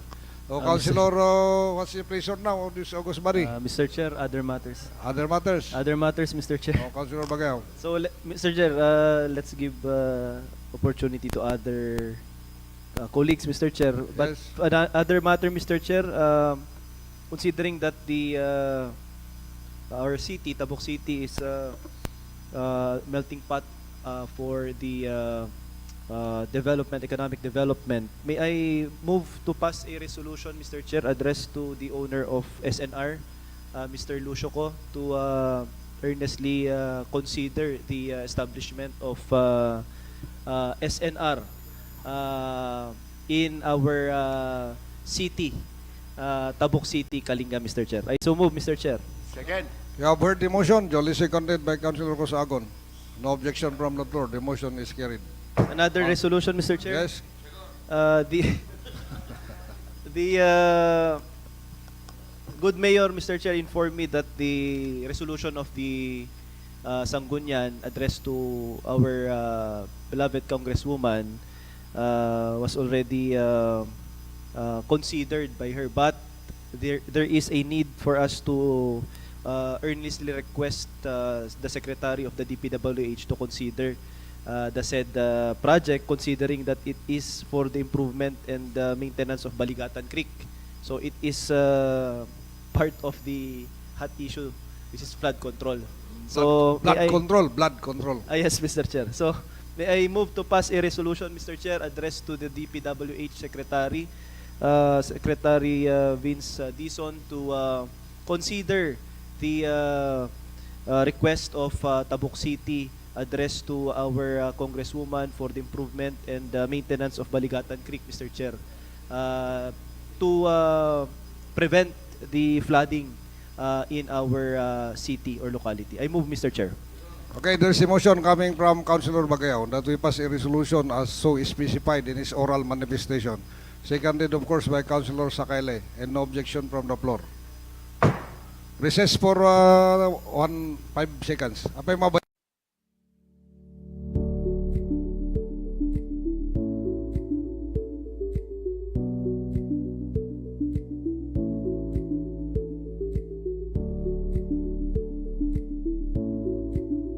Same motion, Mr. Chair, addressed to the good Secretary of DPWH, Mr. Chair. Chico River. Chico River, di along Lana Along Lanna and Tuga. Tuga. Basta Chico River, masapol mo ti blood control dita. In any flood control nga mausar mo, kuma, handa nga generalize nga gamot ang flood control, madi. Yes. I so move, Mr. Chair. And there's no objection, so approve. Others matters, Councilor Sakali. Mr. Chair, this is about the office supply of the different offices, like from the GSO, because what we understand is the supply is for the first quarter, second quarter, and third quarter. And my observation is now it's already fourth quarter. We did not yet receive the third quarter, and I move that we will invite the resource speaker from the GSO next session. Mr. Chair. To answer the concern of Councilor Sakayle, the Office of the General Services, through its Chief of Office, Elmer Agliam, hereby mandated to appear before this August body on our next regular session to answer queries specifically pinpointing to the delivery of office supplies. Councilor Cosagon? Yes.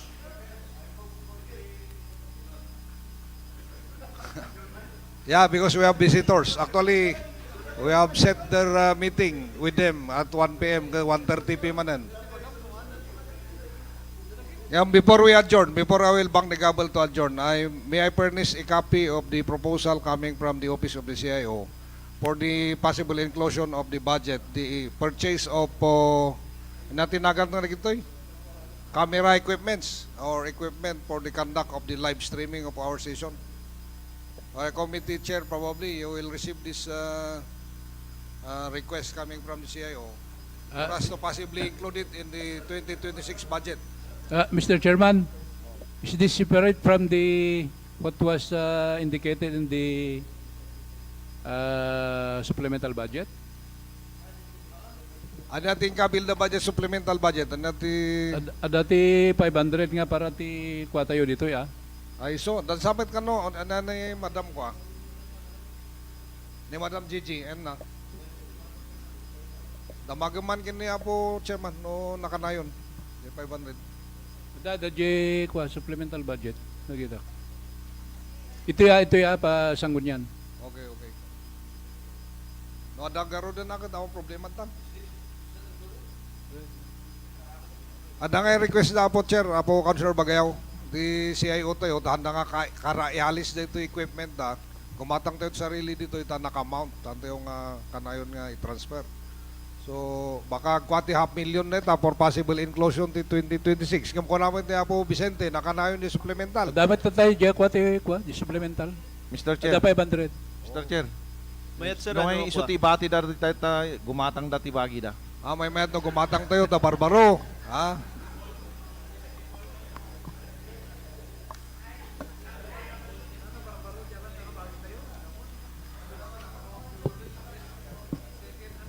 Yes, Mr. Chair. Okay. We'll consider the request of the CPIO, Mr. Chair, and we'll discuss this with the appropriate office. Okay, for lack of material time, and considering that we have now our resource persons to address our consultation with the enactment of the legislative agenda. So for the meantime, even though there is no motion, the chair now declare the adjournment Mr. of Chair, ours. before we adjourn, Yes. may I move, Mr. Chair, that the administrative case that was tackled a while ago be calendared for next session? Yeah, for lack of material time also, the matter relating to administrative case at the Barangay Kalanan is hereby laid on the table, and be calendared on our next regular session. The chair now declare the adjournment of the session.